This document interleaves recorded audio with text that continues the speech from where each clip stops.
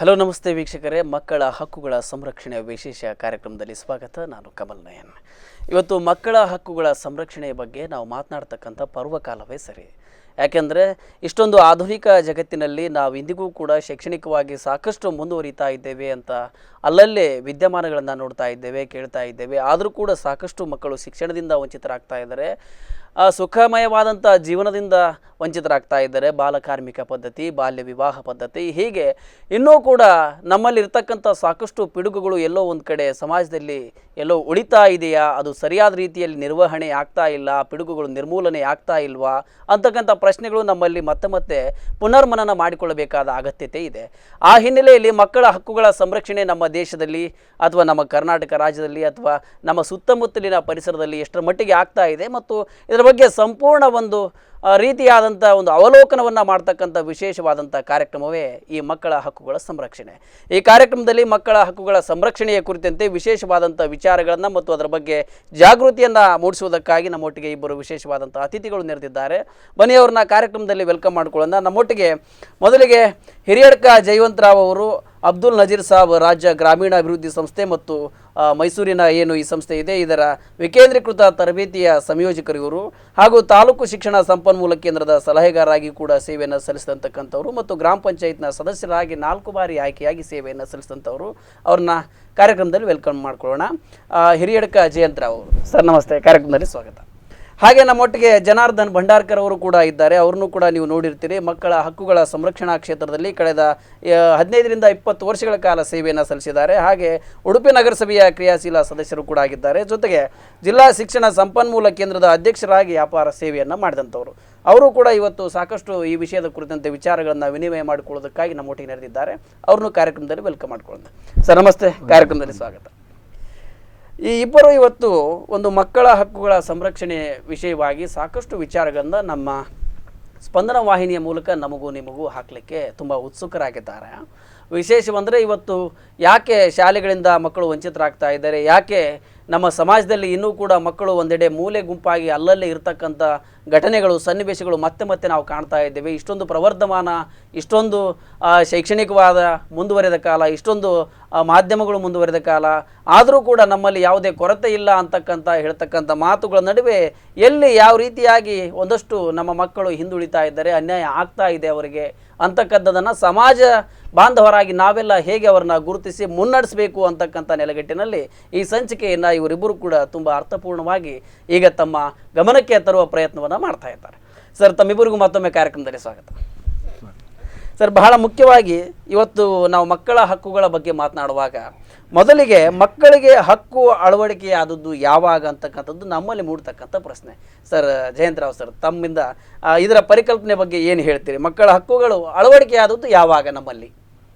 ಬಹಳಷ್ಟು ವರ್ಷಗಳಿಂದ ಮಕ್ಕಳ ಹಕ್ಕನ್ನು ರಕ್ಷಿಸಬೇಕು ಅನ್ನುವಂತಹ ಬಗ್ಗೆ ಜಾಗತಿಕವಾಗಿ ಬಹಳಷ್ಟು ದೇಶಗಳು ತಾವು ಏನು ಮಾಡಬೇಕು ಅನ್ನುವಂಥ ನಿಟ್ಟಿನಲ್ಲಿ ಸರಿಯಾದಂಥ ಸೂಕ್ತವಾದಂತಹ ವೇದಿಕೆ ಅವರಿಗೆ ಸಿಕ್ಕಿರಲಿಲ್ಲ.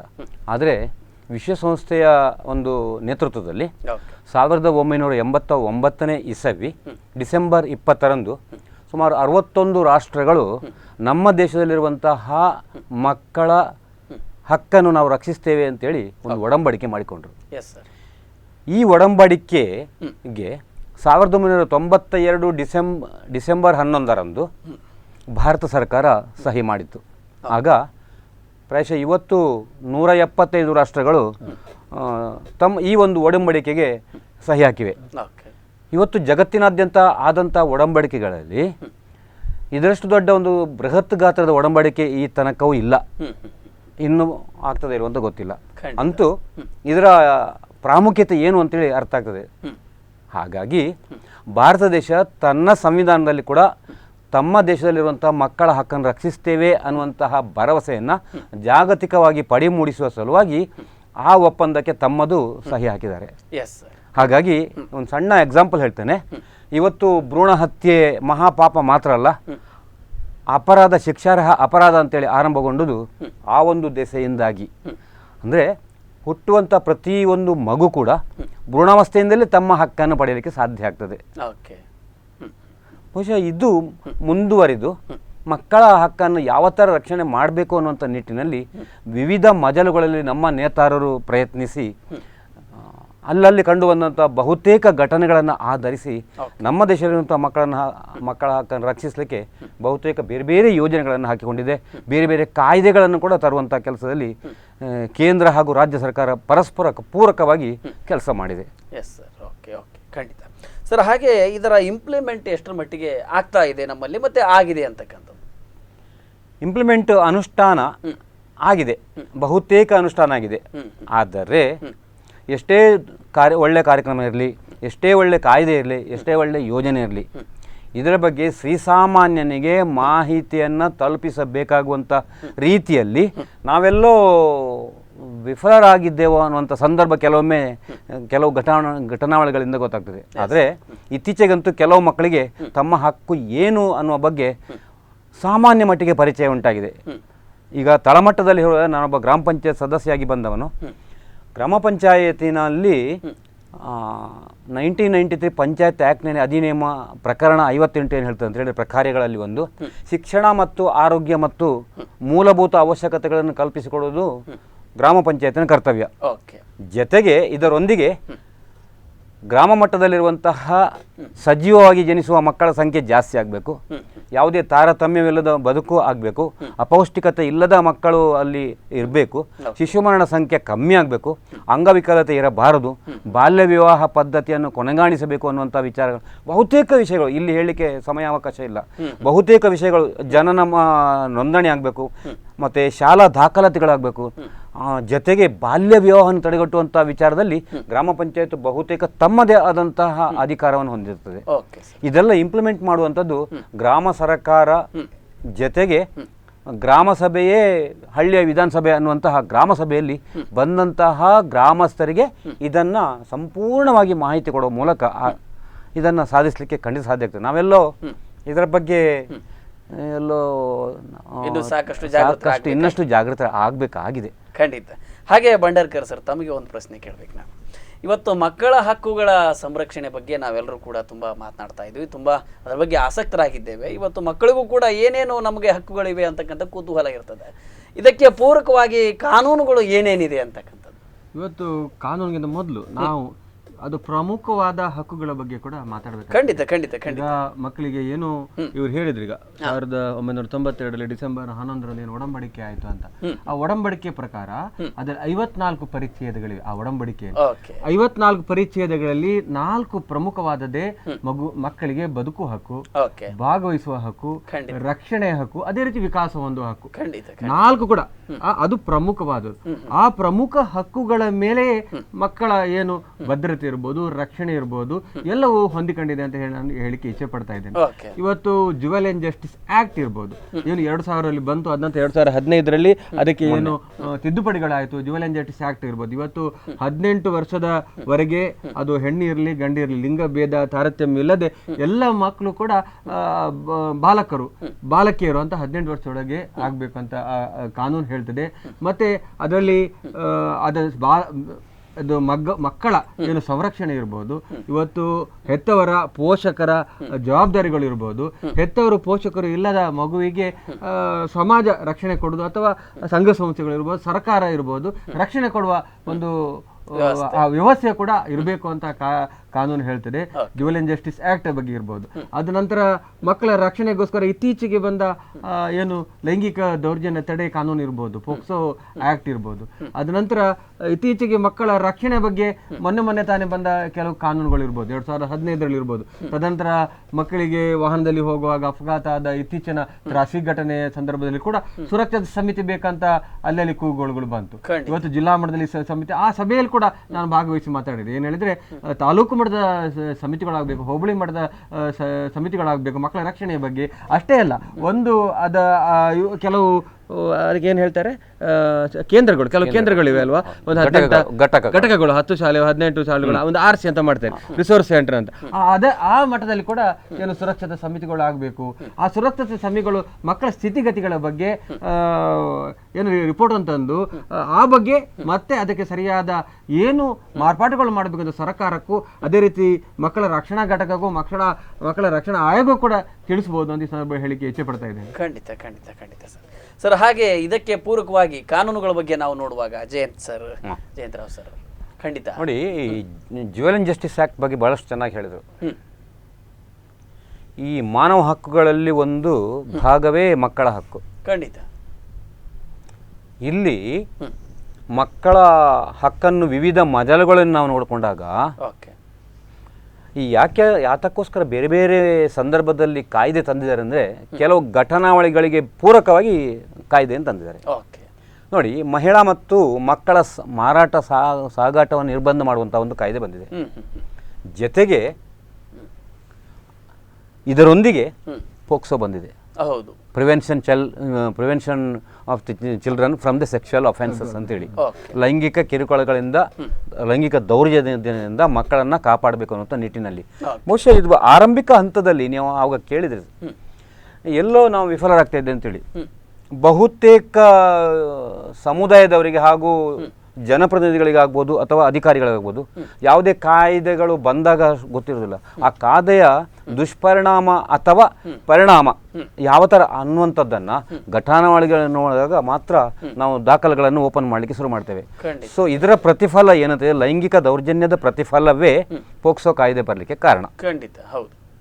ಇದಕ್ಕಾಗಿ ಗ್ರಾಮಾಂತರ ಮಟ್ಟದಲ್ಲಿ, ನಗರ ವ್ಯಾಪ್ತಿಯಲ್ಲಿ, ತಾಲೂಕು ಮಟ್ಟದಲ್ಲಿ, ಜಿಲ್ಲಾ ಮಟ್ಟದಲ್ಲಿರುವಂಥ ಪೊಲೀಸ್ ಕಚೇರಿಗಳಲ್ಲಿ ಓರ್ವ ಪೊಲೀಸ್ ಅಧಿಕಾರಿ ಇದಕ್ಕೋಸ್ಕರ ನಿಯೋಜನೆ ಮಾಡಲ್ಪಟ್ಟಂಥ ಆಗಿರ್ತಾರೆ. ಮಗು ಸ್ನೇಹಿ ಪೊಲೀಸ್ ಸ್ಟೇಷನ್, ಆರಕ್ಷಕ ಠಾಣೆ ಆಗಬೇಕು ಅನ್ನುವಂಥ ದೃಷ್ಟಿಯಲ್ಲಿ ಮಫ್ತಿಯಲ್ಲಿರುವಂತಹ ಪೊಲೀಸರು ಇವರ ಯಾವುದೇ ಒಂದು ದೂರುಗಳನ್ನು ಅತ್ಯಂತ ಆತ್ಮೀಯವಾಗಿ ಸುಮಧುರ ಸಂಬಂಧಗಳೊಂದಿಗೆ ಯಾವುದೇ ದಿರಿಸುಗಳನ್ನು ಧರಿಸದೆ, ಯೂನಿಫಾರ್ಮ್ ಹಾಕಿಕೊಳ್ಳದೆ, ಸಮವಸ್ತ್ರ ಹಾಕಿಕೊಳ್ಳದೆ ಮಗು ಸ್ನೇಹಿಯಾಗಿ ಅವರು ಅಲ್ಲಿ ಮಗುವಿಗೆ ಆದಂತಹ ತೊಂದರೆಗಳ ಬಗ್ಗೆ ಯಾವ ನಿರ್ಧಾರ ತೆಗೆದುಕೊಳ್ಬೋದು ಅಂತೇಳಿ ಮಗುವಿನಂದೇ ದಾಖಲೆ ಮಾಡ್ತಾರೆ. ಜೊತೆಗೆ ಈ ದಾಖಲಾತಿಗಳು ಈ ಹಿಂದೆ ಎಂತಾಗಿತ್ತು ಅಂತ ಹೇಳಿದ್ರೆ ಕೇವಲ ಪುಸ್ತಕದಲ್ಲೇ ಇತ್ತು ಅಥವಾ ಪುಸ್ತಕದಲ್ಲೇ ರೆಕಾರ್ಡ್ ಮಾಡುವಂಥದ್ದು. ಆದರೆ ಈಗ ಹಾಗಲ್ಲ. ಪ್ರತಿಯೊಂದು ಮಾತಿಗೂ ಈಗ ಸುಪ್ರೀಂ ಕೋರ್ಟ್ನ ಮೊನ್ನೆ ಒಂದು ಹೊಸ ಆರ್ಡಿನೆನ್ಸ್ ಬಂದಿದೆ. ಅದು ಏನಂತ ಹೇಳಿದ್ರೆ ಮಗುವಿನ ಪ್ರತಿ ಶಬ್ದವನ್ನು ಕೂಡ ರೆಕಾರ್ಡ್ ಮಾಡಬೇಕು ಅಂತೇಳಿ, ವಿಡಿಯೋ ರೆಕಾರ್ಡ್ ಮಾಡುವಂಥದ್ದು ಕಡ್ಡಾಯ ಅಂತೇಳಿ. ಸೊ ಎಲ್ಲ ಮಟ್ಟದಲ್ಲಿರುವಂಥ ಪೊಲೀಸ್ ಸ್ಟೇಷನ್ಗಳಲ್ಲಿ ಕೂಡ ಓರ್ವ ಸ್ಟಾಫ್ ಮಕ್ಕಳ ಸ್ನೇಹಿ ವಿಚಾರದಲ್ಲಿ ಅಥವಾ ಮಗುವಿಗೆ ಲೈಂಗಿಕ ಅಪರಾಧ ಆಗುವಂಥ ಸಂದರ್ಭದಲ್ಲಿ ಅದನ್ನು ತನಿಖೆ ಮಾಡಲಿಕ್ಕೆ ಮತ್ತು ತಡೆಗಟ್ಟಲಿಕ್ಕೆ ಬೇಕಾಗುವಂಥ ಪ್ರಿಕಾಷನರಿ ಮೆಜರ್ಸ್ ಅಥವಾ ಮುಂಜಾಗ್ರತಾ ಕ್ರಮಗಳನ್ನು ಕೈಗೊಳ್ಳಲಿಕ್ಕೆ ಸ್ಥಳೀಯ ಸರ್ಕಾರದೊಂದಿಗೆ ಸಹಕರಿಸಬೇಕು, ಮತ್ತು ಜನಪದಗಳೊಂದಿಗೆ ಸಹಕರಿಸಬೇಕು, ಜೊತೆಗೆ NGOಗಳೊಂದಿಗೆ, ಸ್ವಯಂ ಸೇವಾ ಸಂಘಟನೆಗಳಿದ್ದಾರೆ ಅವರೊಂದಿಗೆ ಕೂಡ ಕೈ ಜೋಡಿಸಬೇಕು ಅನ್ನುವಂಥದ್ದು ಒಳ್ಳೆ ಸದಾಶಯ. ಬಹುಶಃ ಇದು ಇತ್ತೀಚೆಗೆ ದೌರ್ಜನ್ಯ ಆಗುವಂಥದ್ದು ಕಡಿಮೆ ಆಗಿದೆ. ವಿಶೇಷವಾಗಿ ಮಕ್ಕಳಿಗೆ ಕೂಡ ನಾವು ಏನು ಮಾಡ್ತೇವೆ ಅಂತ ಹೇಳಿದ್ರೆ ಅಲ್ಲಲ್ಲಿ ಹೋಗಿ ಶಾಲೆಗಳಲ್ಲಿ ಕೂಡ ಮಾಹಿತಿ ಕೊಡುವಂಥ ಸಿಸ್ಟಮನ್ನು ಅಥವಾ ಪದ್ಧತಿಯನ್ನು ನಮ್ಮ ಸಂಸ್ಥೆಯ ಮುಖಾಂತರ ಉಡುಪಿ ಜಿಲ್ಲಾ ಶಿಕ್ಷಣ ಸಂಪನ್ಮೂಲ ಕೇಂದ್ರ ಹಾಗೂ ತಾಲೂಕು ಶಿಕ್ಷಣ ಸಂಪನ್ಮೂಲ ಕೇಂದ್ರದಿಂದ ಬಹುತೇಕ ಕಾರ್ಯಕ್ರಮಗಳನ್ನು ವರ್ಷವಿಡೀ ಮಾಡಿಕೊಂಡು ಕೇವಲ ಶಿಕ್ಷಣ ಮತ್ತು ಮಕ್ಕಳು ಮತ್ತು ಉಪಾಧ್ಯಾಯರು, ಸಮುದಾಯ, STMCಯ ಒಂದು ಶ್ರೇಯೋಭಿವೃದ್ಧಿಗೋಸ್ಕರ ದುಡಿಯುವಂತಹ, ಸೇವೆಗೈಸುವಂಥ ಒಂದು ಸಂಸ್ಥೆ ನಾವು. ಸೊ ಅದೊಂದು ಬಹಳಷ್ಟು ಒಳ್ಳೆಯ ಪರಿಣಾಮ ಬಿದ್ದಿದೆ ಅನ್ನುವಂಥದ್ದು ನಮ್ಮದೊಂದು ಅವಕಾಶ. ಜೊತೆಗೆ ಇತ್ತೀಚೆಗೆ ಬಂದಂಥ RT ರೈಟ್ ಟು ಎಜುಕೇಷನ್, ಇದು ಕೂಡ ಹಕ್ಕಾಗಿಯೇ ಬಂದಿದೆ ನೋಡಿ, ಕಾಯ್ದೆಯಾಗಿಯೇ ಬಂದಿದೆ. ಒಂದು ಮಗು ಕಡ್ಡಾಯವಾಗಿ ಈ ಕಾರ್ಯಕ್ರಮವನ್ನು ಅಳವಡಿಸಿದ್ರು ಕೂಡ ಮಗುವಿಗೆ ಅದನ್ನು ಕೇಳುವಂಥ ಹಕ್ಕಾಗಿ ಬಂದದ್ರಿಂದ ಸಂವಿಧಾನದ ಎಲ್ಲ ಆಶಯಗಳನ್ನು ಇದರಲ್ಲಿ ಪರಿಪೂರ್ಣತೆ ಮಾಡಲಿಕ್ಕೆ ಸಾಧ್ಯ ಆಗ್ತದೆ ಅನ್ನುವಂಥದ್ದು ನನ್ನ ಒಂದು ಅಭಿಪ್ರಾಯ. ಜೊತೆಗೆ ಈ ಮಕ್ಕಳ ಹಕ್ಕನ್ನು ರಕ್ಷಿಸುವ ನಿಟ್ಟಿನಲ್ಲಿ ತಾಲೂಕು ಮಟ್ಟ ಹಾಗೂ ಜಿಲ್ಲಾ ಮಟ್ಟದಲ್ಲಿ ವಿಶೇಷವಾಗಿ CWC ಅಂತ ಚೈಲ್ಡ್ ವೆಲ್ಫೇರ್ ಕಮಿಟಿ, ಮುಖ್ಯದಲ್ಲಿ ಒಂದು 5 ಜನರ ಈ ಒಂದು ಸಮಿತಿಯಲ್ಲಿ ಪ್ರತಿ ತಿಂಗಳು ನಡೆಯುವಂತಹ ಈ ಸಭೆಯಲ್ಲಿ ಆ ತಿಂಗಳು ಬಂದಂತಹ ಎಲ್ಲ ದೂರುಗಳನ್ನು ವಿಮರ್ಶಾತ್ಮಕವಾಗಿ ಪರಿಶೀಲಿಸಿ ವಿಶ್ಲೇಷಣಾತ್ಮಕವಾಗಿ ಅದನ್ನು ಪರೀಕ್ಷೆಗೆ ಒಳಪಡಿಸಿ ಅದಕ್ಕೆ ಬೇಕಾಗುವಂತಹ ಕ್ರಮ ಕೈಗೊಳ್ಳಲಿಕ್ಕೆ ಶಿಫಾರಸು ಮಾಡುವಂಥ ಪೂರ್ಣಾಧಿಕಾರವನ್ನು ಈ ಒಂದು ಸಮಿತಿ ಹೊಂದಿದೆ. ಖಂಡಿತ. ಓಕೆ. ಅಲ್ಲದೆ ಮಕ್ಕಳ ರಕ್ಷಣಾ ಘಟಕ ಅಂತ ಇದೆ, ತಾಲೂಕು ಮಟ್ಟದಲ್ಲಿದೆ, ಜಿಲ್ಲಾ ಮಟ್ಟದಲ್ಲೂ ಇದೆ. ಅಲ್ಲದೆ ಮಕ್ಕಳ ಹಕ್ಕುಗಳ ರಕ್ಷಣಾ ಆಯೋಗ ಇದೆ. ಪ್ರತಿ ರಾಜ್ಯದಲ್ಲಿ ಮಕ್ಕಳ ಹಕ್ಕುಗಳ ರಕ್ಷಣಾ ಆಯೋಗ ಇದೆ. ಕರ್ನಾಟಕ ಬಹಳ ಚೆನ್ನಾಗಿ ಇಲ್ಲಿ ಕೆಲಸ ಮಾಡ್ತಾ ಇದೆ. ಬಹಳಷ್ಟು ಬಾರಿ ಮಕ್ಕಳಿಗೆ ಅನ್ಯಾಯ ಆದಾಗ ಈ ರಕ್ಷಣಾ ಘಟಕದ ಸದಸ್ಯರು, ಅಧ್ಯಕ್ಷರಾದಿ ಎಲ್ಲ ಧಾವಿಸಿದ್ದಾರೆ ಮಕ್ಕಳ ಶ್ರೇಯೋಭಿವೃದ್ಧಿಗೆ ಹೋಗಿ ಅವ್ರಿಗೆ ರಕ್ಷಣೆ ಕೊಡಬೇಕು ಅಂತ ನಿಟ್ಟಿನಲ್ಲಿ. ಇನ್ನೊಂದು ಹೇಳ್ತೇನೆ, ಇದಕ್ಕೆ ಪೂರಕವಾಗಿ ಮಕ್ಕಳ ಹಕ್ಕುಗಳ ಗ್ರಾಮ ಸಭೆ. ಓಕೆ. ಮಕ್ಕಳ ಹಕ್ಕುಗಳ ಗ್ರಾಮ ಸಭೆ ಇವತ್ತು ಎಷ್ಟರ ಮಟ್ಟಿಗೆ ಒಂದು ಇಂಪ್ಯಾಕ್ಟ್ ಆಗಿದೆ ಅಂತ ಹೇಳಿದ್ರೆ, ತಮ್ಮ ಹಕ್ಕುಗಳು ಏನು ಅನ್ನುವಂಥ ನಿಟ್ಟಿನಲ್ಲಿ ಕರ್ನಾಟಕ ರಾಜ್ಯ ಸರ್ಕಾರ 2006ನೇ ಇಸ್ವಿಯಲ್ಲಿ ಇದರ ಬಗ್ಗೆ ಒಂದು ಸುತ್ತೋಲೆ ಹೊರಡಿಸಿ ಕಡ್ಡಾಯವಾಗಿ ನವೆಂಬರ್ 13ರಿಂದ 30ನೇ ತಾರೀಕಿನ ಒಳಗೆ ಪ್ರತಿ ಗ್ರಾಮ ಪಂಚಾಯತ್ನಲ್ಲಿ ಮಕ್ಕಳ ಹಕ್ಕುಗಳ ಬಗ್ಗೆ ವಿಶೇಷ ಗ್ರಾಮ ಸಭೆ ಜರುಗಬೇಕು. ಅಲ್ಲಿ ಮಕ್ಕಳೇ ಭಾಗವಹಿಸಬೇಕು, ಮುಕ್ತವಾದಂಥ ವಾತಾವರಣ ಇರಬೇಕು. ಇದಕ್ಕಾಗಿ ಅವರಿಗೆ ಮಾಹಿತಿ ಕೊಡಬೇಕು ಅಂತೇಳಿ ಬಹುತೇಕ ಗ್ರಾಮ ಪಂಚಾಯತ್ಗಳಲ್ಲಿ ಈ ಬಗ್ಗೆ ಶಿಕ್ಷಣ ಸಂಪನ್ಮೂಲ ಕೇಂದ್ರದ ವತಿಯಿಂದ ನಾವು ಹೋಗಿ ಅವರಿಗೆ ಒಳ್ಳೆ ರೀತಿಯ ಮಾಹಿತಿ ಕೊಟ್ಟು ಪ್ರಬುದ್ಧವಾಗಿರುವಂಥ ನಾಗರಿಕ ಸಮಾಜವನ್ನು ನಿರ್ಮಾಣ ಮಾಡುವಲ್ಲಿ ನಮ್ಮದು ಸ್ವಲ್ಪ ಪಾತ್ರ ಇರ್ಬೋದು ಅನ್ನುವಂಥ ದೃಷ್ಟಿಯಲ್ಲಿ ಹೇಳ್ತಾ ಇದ್ದೇನೆ. ಖಂಡಿತ ಖಂಡಿತ. ಭಂಡಾರ್ಕರ್ ಅವರೇ, ಹಾಗೆ ತಾವು ಹೇಳುವ ಹಾಗೆ ಈ ಮಕ್ಕಳ ಏನು ಗ್ರಾಮ ಸಭೆಯನ್ನು ಮಾಡಬೇಕಾದ್ರೆ ಯಾರ್ಯಾರು ಅಲ್ಲಿ ಪ್ರಮುಖ ಪಾತ್ರವನ್ನು ವಹಿಸಬೇಕಾಗುತ್ತೆ? ಆ ಮಕ್ಕಳ ಹತ್ತಿರಕ್ಕೆ ಹೋಗ್ಬೇಕಾದ್ರೆ ಈಗ ಮಕ್ಕಳ ಗ್ರಾಮ ಸಭೆ ಮಾಡಬೇಕಾದ್ರೆ ಮಕ್ಕಳ ಗ್ರಾಮ ಪಂಚಾಯತ್ನ ಅಧ್ಯಕ್ಷರಿರ್ಬೋದು, ಸದಸ್ಯರಿರ್ಬೋದು. ಈಗ ನಾಗರಿಕ ಸಮಿತಿ ಅಂತ ಇದೆ, ನಾಗರಿಕ ಸಮಿತಿ. ಯಾಕಂದ್ರೆ ಶಿಕ್ಷಣಕ್ಕೋಸ್ಕರ ಇದು ಪಂಚಾಯತ್ ನಾಗರಿಕ ಸೌಕರ್ಯ ಸಮಿತಿ ಅದರ ಸದಸ್ಯರು ಅಷ್ಟೇ ಅಲ್ಲ, ಮತ್ತೆ ಮಕ್ಕಳ ಹೆತ್ತವರು ಅಥವಾ ಮಕ್ಕಳು ಕೂಡ ಇದರಲ್ಲಿ ಭಾಗವಹಿಸಬೇಕು. ಮಕ್ಕಳು ಪ್ರಮುಖ ಪಾತ್ರದಲ್ಲಿ ವಹಿಸಬೇಕು. ಗ್ರಾಮ ಸಭೆ ಏಕೆ ಮಾಡೋದು? ಈ ಗ್ರಾಮ ಸಭೆಯ ಈ ಏನು ಒಂದು ಕಲ್ಪನೆ ಪ್ರಾರಂಭವಾದಾಗಲೇ ನಾವು ಜಿಲ್ಲಾ ಶಿಕ್ಷಣ ಸಂಪನ್ಮೂಲ ಕೇಂದ್ರದ ವತಿಯಿಂದ ಎಲ್ಲ ನಮ್ಮ ಜಿಲ್ಲೆಯ ಎಲ್ಲ PDOಗಳಿಗೆ ಒಂದು ಆ ಬಗ್ಗೆ ಒಂದು ಮಾಹಿತಿಯನ್ನು ಕೂಡ ಕಾರ್ಯಕ್ರಮವನ್ನು ಮಾಡಿದ್ದೇವೆ. ಅಷ್ಟೇ ಅಲ್ಲ, ಒಂದು ಕಿರು ಹೊತ್ತಿಗೆಯನ್ನು ಕೂಡ ಬಿಡುಗಡೆ ಮಾಡಿ ಎಲ್ರಿಗೂ ಕೊಟ್ಟಿದ್ದೇವೆ. ಏನು ಈ ಇದರ ಮುಖ್ಯ ಅಂಶವೇನು ಮತ್ತು ಇದನ್ನು ಹೇಗೆ ನೀವು ಮಾಡಬೇಕು ಅಂತ. ಇದು ಇಡೀ ಒಂದು ದಿವಸ ನಡೆಯುವಂಥ ಕಾರ್ಯಕ್ರಮಗಳು, ಮೆರವಣಿಗೆಯಲ್ಲಿ ಹೋಗುವುದಾಗ ಆಗಿರ್ಬೋದು. ಅದ ನಂತರ ಈ ಬಗ್ಗೆ ನಮ್ಮ ಕೋಆರ್ಡಿನೇಟರ್ಗಳು, ನಮ್ಮ ಸಂಪನ್ಮೂಲಗಳು, ಕೆಲವು ಶಾಲೆಗೆ ನಾನು ಕೂಡ ಹೋಗಿದ್ದೇನೆ, ಜಯಂತರಾವ್ ಕೂಡ ಹೋಗಿದ್ದಾರೆ, ಅದೇ ರೀತಿ ನಮ್ಮ ಕೋಆರ್ಡಿನೇಟರ್ಗಳು ಇದ್ದಾರೆ, ಅವರು ಕೂಡ ಹೋಗಿ ಮಾಹಿತಿಯನ್ನು ನೀಡಿದ್ದೇವೆ. ನಾವು ಪಂಚಾಯತ್ನ ಪ್ರತಿಯೊಂದು ಪಂಚಾಯತ್ ಭಾಗದಲ್ಲಿ ಮಾಹಿತಿಯನ್ನು ನೀಡಿ ಅಲ್ಲಲ್ಲಿಗೆ ನಾವು ಜನರ 5 ಪಂಚಾಯತ್ಗಳನ್ನು ಒಬ್ಬೊಬ್ಬರಿಗೆ ವಹಿಸಿಕೊಟ್ಟು ಕೆಲಸ ಕಾರ್ಯಗಳು ಮಾಡಿ ಹೆಚ್ಚಿನ ಒಂದು 2-3 ವರ್ಷಗಳಲ್ಲಿ ಹೆಚ್ಚಿನ ಈಗ ಅದು ಬಹಳ ಪ್ರಾರಂಭಿಕವಾಗಿ ಒಳ್ಳೆಯದಲ್ಲಿ ಮಾಡಿದ್ರಿಂದ ಇವತ್ತು ಎಲ್ಲ ಗ್ರಾಮ ಪಂಚಾಯತ್ಗಳು ಇದನ್ನು ಮಾಡ್ತವೆ. ಏನು ಅದರ ಮುಖ್ಯ ಉದ್ದೇಶ ಹೇಳಿದ್ರೆ, ಆ ಭಾಗದಲ್ಲಿ ಏನು ನ್ಯೂನತೆ ಇದೆ, ಇವತ್ತು ದಾರಿದೀಪ ಸರಿ ಇಲ್ಲದೆ ಇರಬಹುದು, ಅಥವಾ ಆ ಮಗುವಿಗೆ ಈಗ ಉದಾಹರಣೆಗೆ ನೆನಪಾಗ್ತದೆ, ಈಗ ಬೊಮ್ಮರ್ಬೆಟ್ಟು ವಿಲೇಜಿನಲ್ಲಿ ಇವತ್ತು ನಮ್ಮ ಜಯಂತರಾವ್ರವರ ಒಂದು ಮುತುವರ್ಜಿಯಿಂದ ಅಲ್ಲಿ ಕೂಡ ಒಂದು ಮಗುವಿಗೆ ಮನೆಯಲ್ಲಿ ಕರೆಂಟ್ ಇರಲಿಲ್ಲ, ದಾರಿಯ ಏನೋ ಗಲಾಟೆ ಇತ್ತು ಮನೆಯವರ ಹತ್ತಿರದ್ದು. ಆದರೂ ಅವರಿಗೆ ಈ ಒಂದು ಕಾಯ್ದೆಯಿಂದ ಅವರ ಮನೆಗೆ ಕೂಡಲೇ ಒಂದು ವಿದ್ಯುತ್ ಅನ್ನು ನೀಡುವ ಒಂದು ಕೆಲಸ ಕಾರ್ಯಗಳು ಮಾಡಿದ್ದಾರೆ. ಇದೇ ರೀತಿಯ ಕೆಲಸ ಕಾರ್ಯಗಳನ್ನು ನಾವು ಮಾಡಿದ್ದೇವೆ. ಇದರಿಂದ ಆಯಿತು. ಅಲ್ಲಿ ಏನು ಮಗು ಏನು ತನ್ನ ಸುತ್ತಮುತ್ತಲು ಇರ್ಬೋದು, ತನ್ನ ಮನೆಯಲ್ಲಿ ತನ್ನ ಹೆತ್ತವರಿಂದ ಏನು ಅವರಿಗೆ ಶಿಕ್ಷೆ ಅಥವಾ ಇದು ಆದರೂ ಕೂಡ, ಕಿರುಕುಳ ಆದರೂ ಕೂಡ ಮಗು ಅಲ್ಲಿ ಹೇಳ್ಬೋದು. ಅಷ್ಟೇ ಅಲ್ಲ, ತನ್ನ ಶಾಲೆಯಲ್ಲಿ ತನಗೆ ಸರಿಯಾದ ಶಿಕ್ಷಣ ಸಿಗದೇ ಇದ್ದಾಗ, ಶಾಲೆಯ ವಾತಾವರಣ ಸರಿ ಇದ್ದಾಗ, ಈಗ ಹೈಸ್ಕೂಲ್ಗಳಲ್ಲಾದರೆ ಶಾಲೆಯಲ್ಲಿ ಏನು ಪ್ರಯೋಗಾಲಯ ಇರೋದಿರ್ಬೋದು, ಗ್ರಂಥಾಲಯ ಇರ್ಬೋದು, ಯಾವುದೇ ನ್ಯೂನತೆಗಳ ಮಗು ಅಲ್ಲಿ ಹೇಳುವುದರಿಂದ ಆ ನ್ಯೂನತೆಗಳನ್ನು ಸರಿಪಡಿಸ್ಲಿಕ್ಕೆ ಆಗ್ತದೆ. ನಾವು ಅದಕ್ಕೋಸ್ಕರ ಏನು ಮಾಡಿದ್ದೇವೆ ಹೇಳಿದ್ರೆ, ಜಿಲ್ಲಾ ಶಿಕ್ಷಣ ಸಂಪನ್ಮೂಲ ಕೇಂದ್ರದಿಂದ ನಮ್ಮ ಎಲ್ಲ ಉಡುಪಿ, ಕಾರ್ಕಳ, ಕುಂದಾಪುರ ಈ 3 ಭಾಗಗಳು ಅಲ್ಲದೆ ನಮ್ಮ ಮಂಗಳೂರಿನ ನಾವು ನಿಜವಾಗಿ ನಾನು ಇದನ್ನು ಹೇಳಲೇಬೇಕು, ನಾವೆಲ್ಲರೂ ಪಡಿ ವೆಲ್ರೋಡ್ ಸಂಸ್ಥೆಯ ಎಲ್ಲ ಸದಸ್ಯರುಗಳು. ಪಡಿ ವೆಲ್ರೋಡ್ ಸಂಸ್ಥೆ ನಮ್ಮ ದಾತ್ರ ಸಂಸ್ಥೆ ಮಂಗಳೂರಿನ. ಆ ಸಂಸ್ಥೆಯ ಏನು ಒಂದು ಸಿಸ್ಟರ್ ಅಥವಾ ಬ್ರದರ್ಲಿ ಆಗಿ ನಾವು ಸಂಸ್ಥೆಗಳಿವೆ. ನಾವು ಜಿಲ್ಲಾ ಶಿಕ್ಷಣ ಸಂಪನ್ಮೂಲ ಇರ್ಬೋದು, ತಾಲೂಕು ಶಿಕ್ಷಣ ಸಂಪನ್ಮೂಲ ಇರ್ಬೋದು, 9 ಕೇಂದ್ರಗಳನ್ನು RCಗಳನ್ನು ನಾವು ಮಂಗಳೂರಲ್ಲಿ ಹೊಂದಿದ್ದೆವು. ಮಂಗಳೂರು, ಸುಳ್ಯ, ಪುತ್ತೂರು, ಬಂಟ್ವಾಳ, ಉಳ್ಳಾಲ ಇಂಥ ಕಡೆಗಳಲ್ಲಿ. ಉಡುಪಿಯಲ್ಲಿ ಉಡುಪಿ, ಕಾರ್ಕಳ, ಕುಂದಾಪುರ ಹೊಂದಿಕೊಂಡಿದ್ದು. ನಾವು ಏನು ಮಾಡ್ತೇವೆ ಹೇಳಿದ್ರೆ, ವರ್ಷಕ್ಕೊಂದ್ಸಲ ಎಲ್ಲ 3 ತಾಲೂಕುಗಳಲ್ಲಿ ಕೂಡ ಮಕ್ಕಳ ಸಂಸತ್ಗಳು ಮಾಡ್ತೇವೆ.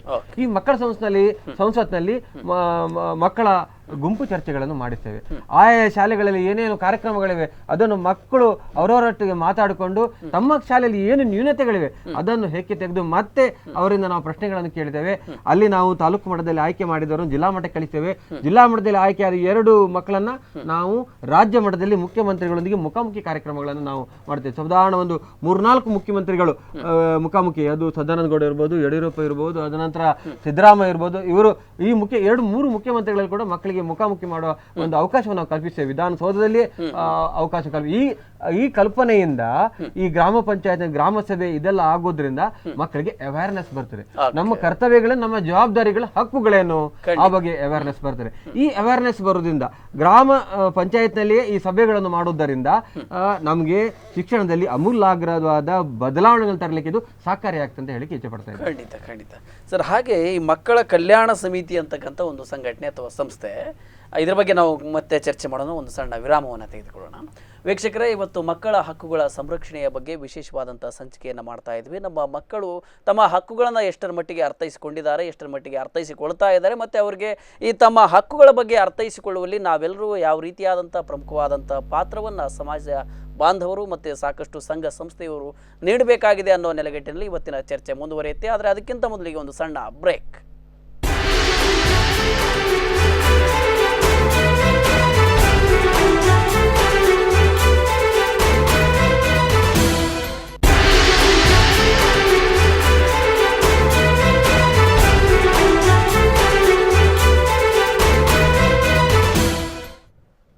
ಮಕ್ಕಳ ಹಕ್ಕುಗಳ ಸಂರಕ್ಷಣೆ ವಿಶೇಷ ಕಾರ್ಯಕ್ರಮದಲ್ಲಿ ಮತ್ತೊಮ್ಮೆ ಸ್ವಾಗತ. ವಿರಾಮದ ಬಳಿಕ ವೀಕ್ಷಕರೇ, ಇವತ್ತು ಮಕ್ಕಳ ಹಕ್ಕುಗಳ ಸಂರಕ್ಷಣೆಯ ಬಗ್ಗೆ ನಾವೆಲ್ಲರೂ ಕೂಡ ಸಮಾಜದಲ್ಲಿ ಜಾಗೃತರಾಗಬೇಕಾಗಿದೆ.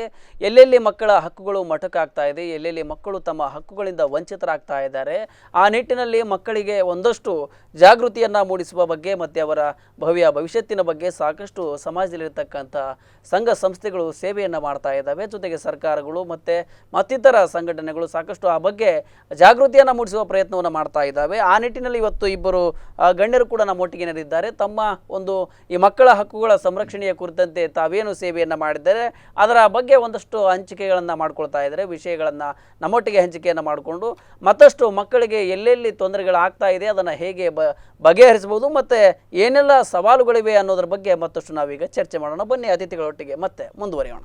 ಸರ್, ಕಾರ್ಯಕ್ರಮದಲ್ಲಿ ಮತ್ತೊಮ್ಮೆ ತಮಗೆ ಇಬ್ಬರಿಗೂ ಕೂಡ ಸ್ವಾಗತ. ಸರ್, ಹಾಗೆ ನಾವು ಈ ಮಕ್ಕಳ ಕಲ್ಯಾಣ ಸಮಿತಿ ಅನ್ನೋದು ಒಂದು ಸಂಸ್ಥೆ ಏನಿದೆ, ಅದು ಮಕ್ಕಳ ಹಕ್ಕುಗಳಿಗೆ ಪೂರಕವಾಗಿ ಅಥವಾ ಮಕ್ಕಳಿಗೆ ಸಂಬಂಧಪಟ್ಟ ಒಂದಷ್ಟು ಏನೆಲ್ಲ ಸೌಲಭ್ಯಗಳನ್ನು ಒದಗಿಸಿಕೊಡುವಲ್ಲಿ ಸಹಕಾರಿಯಾಗಿದೆ ಅಂತಕ್ಕಂಥದ್ದು. ಜಿಲ್ಲೆಗೆ ಒಂದು ಮಕ್ಕಳ ಹಕ್ಕುಗಳ ಕಲ್ಯಾಣ ಸಮಿತಿ ಇದೆ. ಓಕೆ. ಈ ಕಲ್ಯಾಣ ಸಮಿತಿ ಅಂದರೆ CWCU ಅಂತೇಳಿ ಶಾರ್ಟ್ ಫಾರ್ಮಲ್ಲಿ ಹೇಳ್ತಾ ಇದ್ದೇನೆ.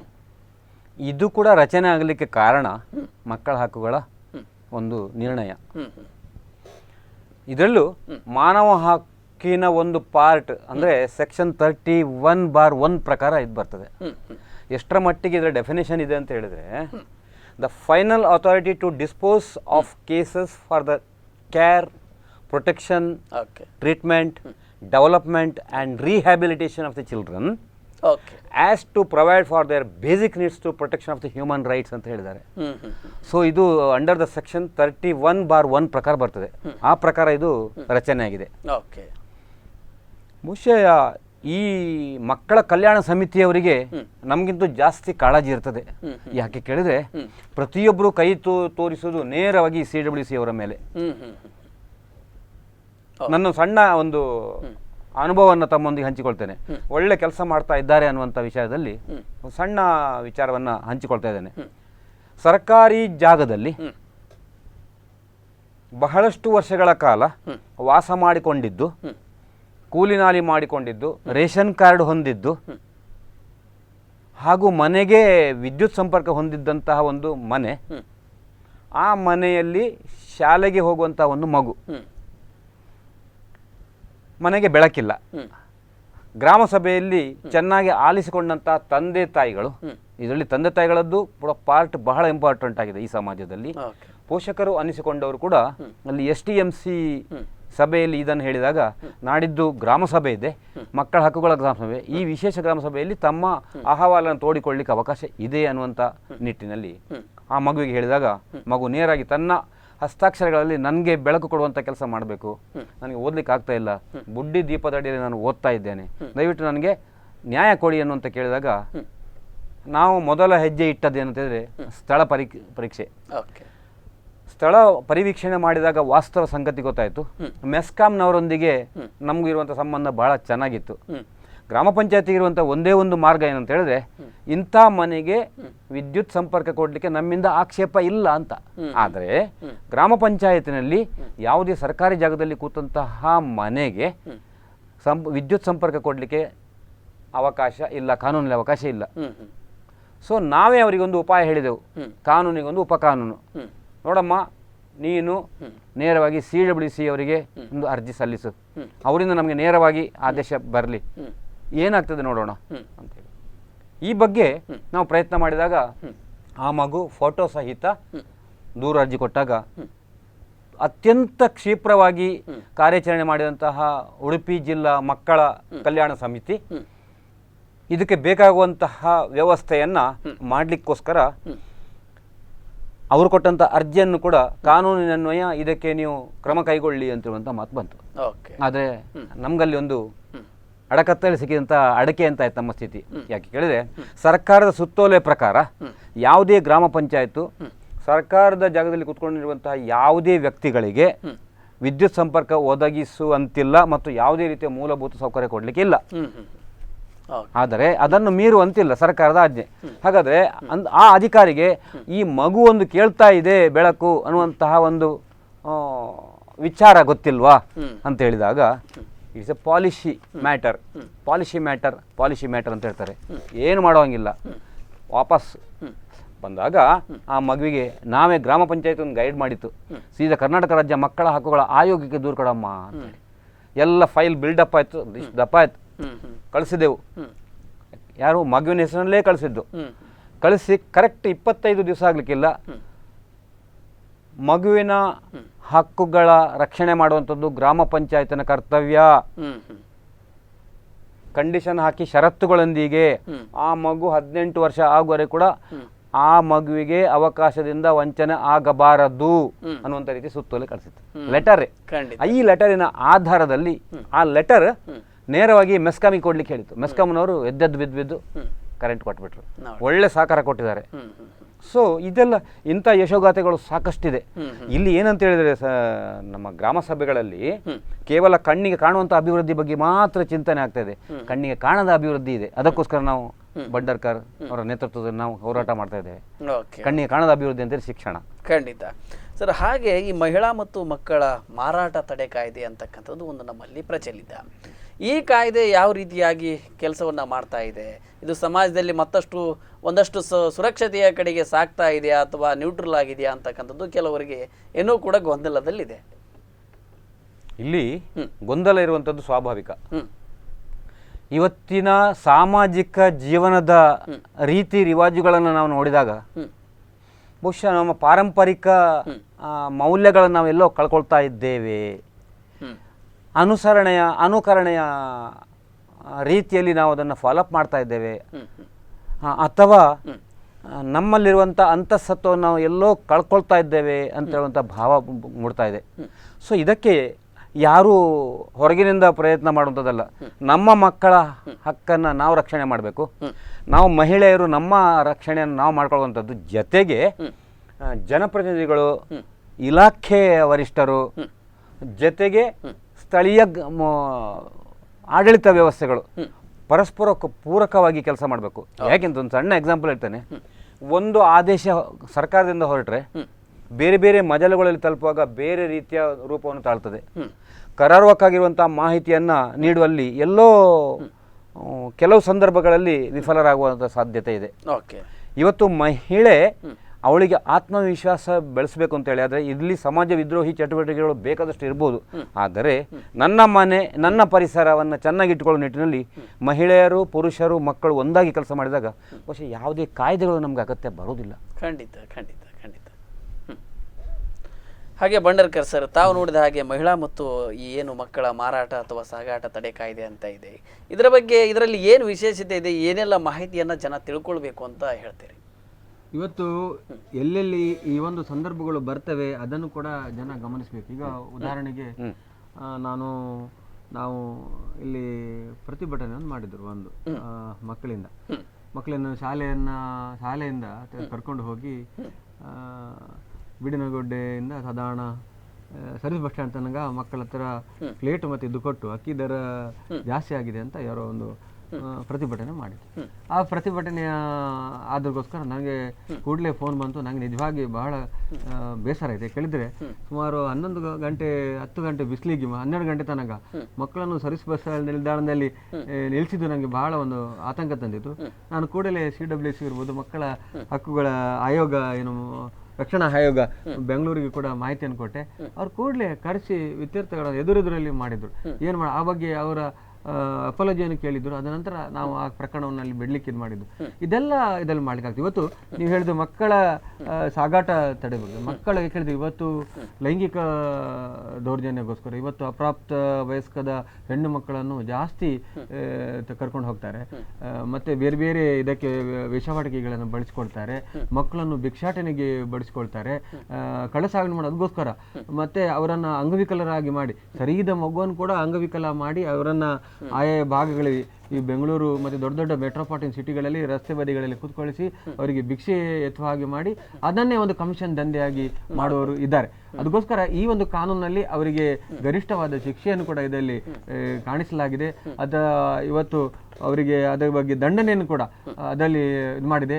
ಇದೆಲ್ಲವೂ ಕೂಡ ಇದನ್ನು ತಡೆಗಟ್ಟಲಿಕ್ಕೆ ಇದಾಗಿದೆ. ಇವತ್ತು ವಿದೇಶಗಳಲ್ಲಿ ಕಳಿಸುವುದಿರ್ಬೋದು, ಮುಂಬೈ ಅಂತ ಒಂದು ಕಾಮಾಟಿಪುರಕ್ಕೆ ಹೆಣ್ಣು ಮಕ್ಕಳನ್ನು ಮಾರುವುದಿರ್ಬೋದು, ಅಲ್ಲಿ ವಿವಿಧ ವೇಷವಾಟಿಕೆ ದಂಧೆಗೆ ಹಾಕೋದಿರ್ಬೋದು, ಅಥವಾ ಜೀತ ಪದ್ಧತಿ ಬಗ್ಗೆ ಇವತ್ತು ಮಕ್ಕಳನ್ನು ಹೆಚ್ಚಾಗಿ ಬಳಸಿಕೊಳ್ತಾರೆ. ಏನು ಸರ್ಕಾರ ಹೇಳ್ತಾನೆ ಹೇಳಿದ್ರೆ, ಇವತ್ತು ಏನು ನಾವು 18 ವರ್ಷದ ಏನು ಬಾಲಕರು ಬಾಲಕಿಯರಿದೆ ಅವರಿಂದ ಕೆಲಸ ಮಾಡಿಸಬಾರ್ದು. ಆದರೂ ಕೂಡ ಇವತ್ತು ಸರ್ಕಾರ ಇತ್ತೀಚೆಗೆ 1-2 ವಾರಗಳ ಹಿಂದೆ ಕೇಂದ್ರ ಮಂತ್ರಿಮಂಡಲ ಸಭೆ ಆದಾಗ 14 ವರ್ಷದ ಏನು ಮಗು ಇದೆ ಅವರು ಏನು ಕೆಲಸ ಕಾರ್ಯಗಳನ್ನು ಮಾಡಬಾರ್ದು, ಕಾರ್ಮಿಕತೆಯನ್ನು ಮಾಡಬಾರ್ದು.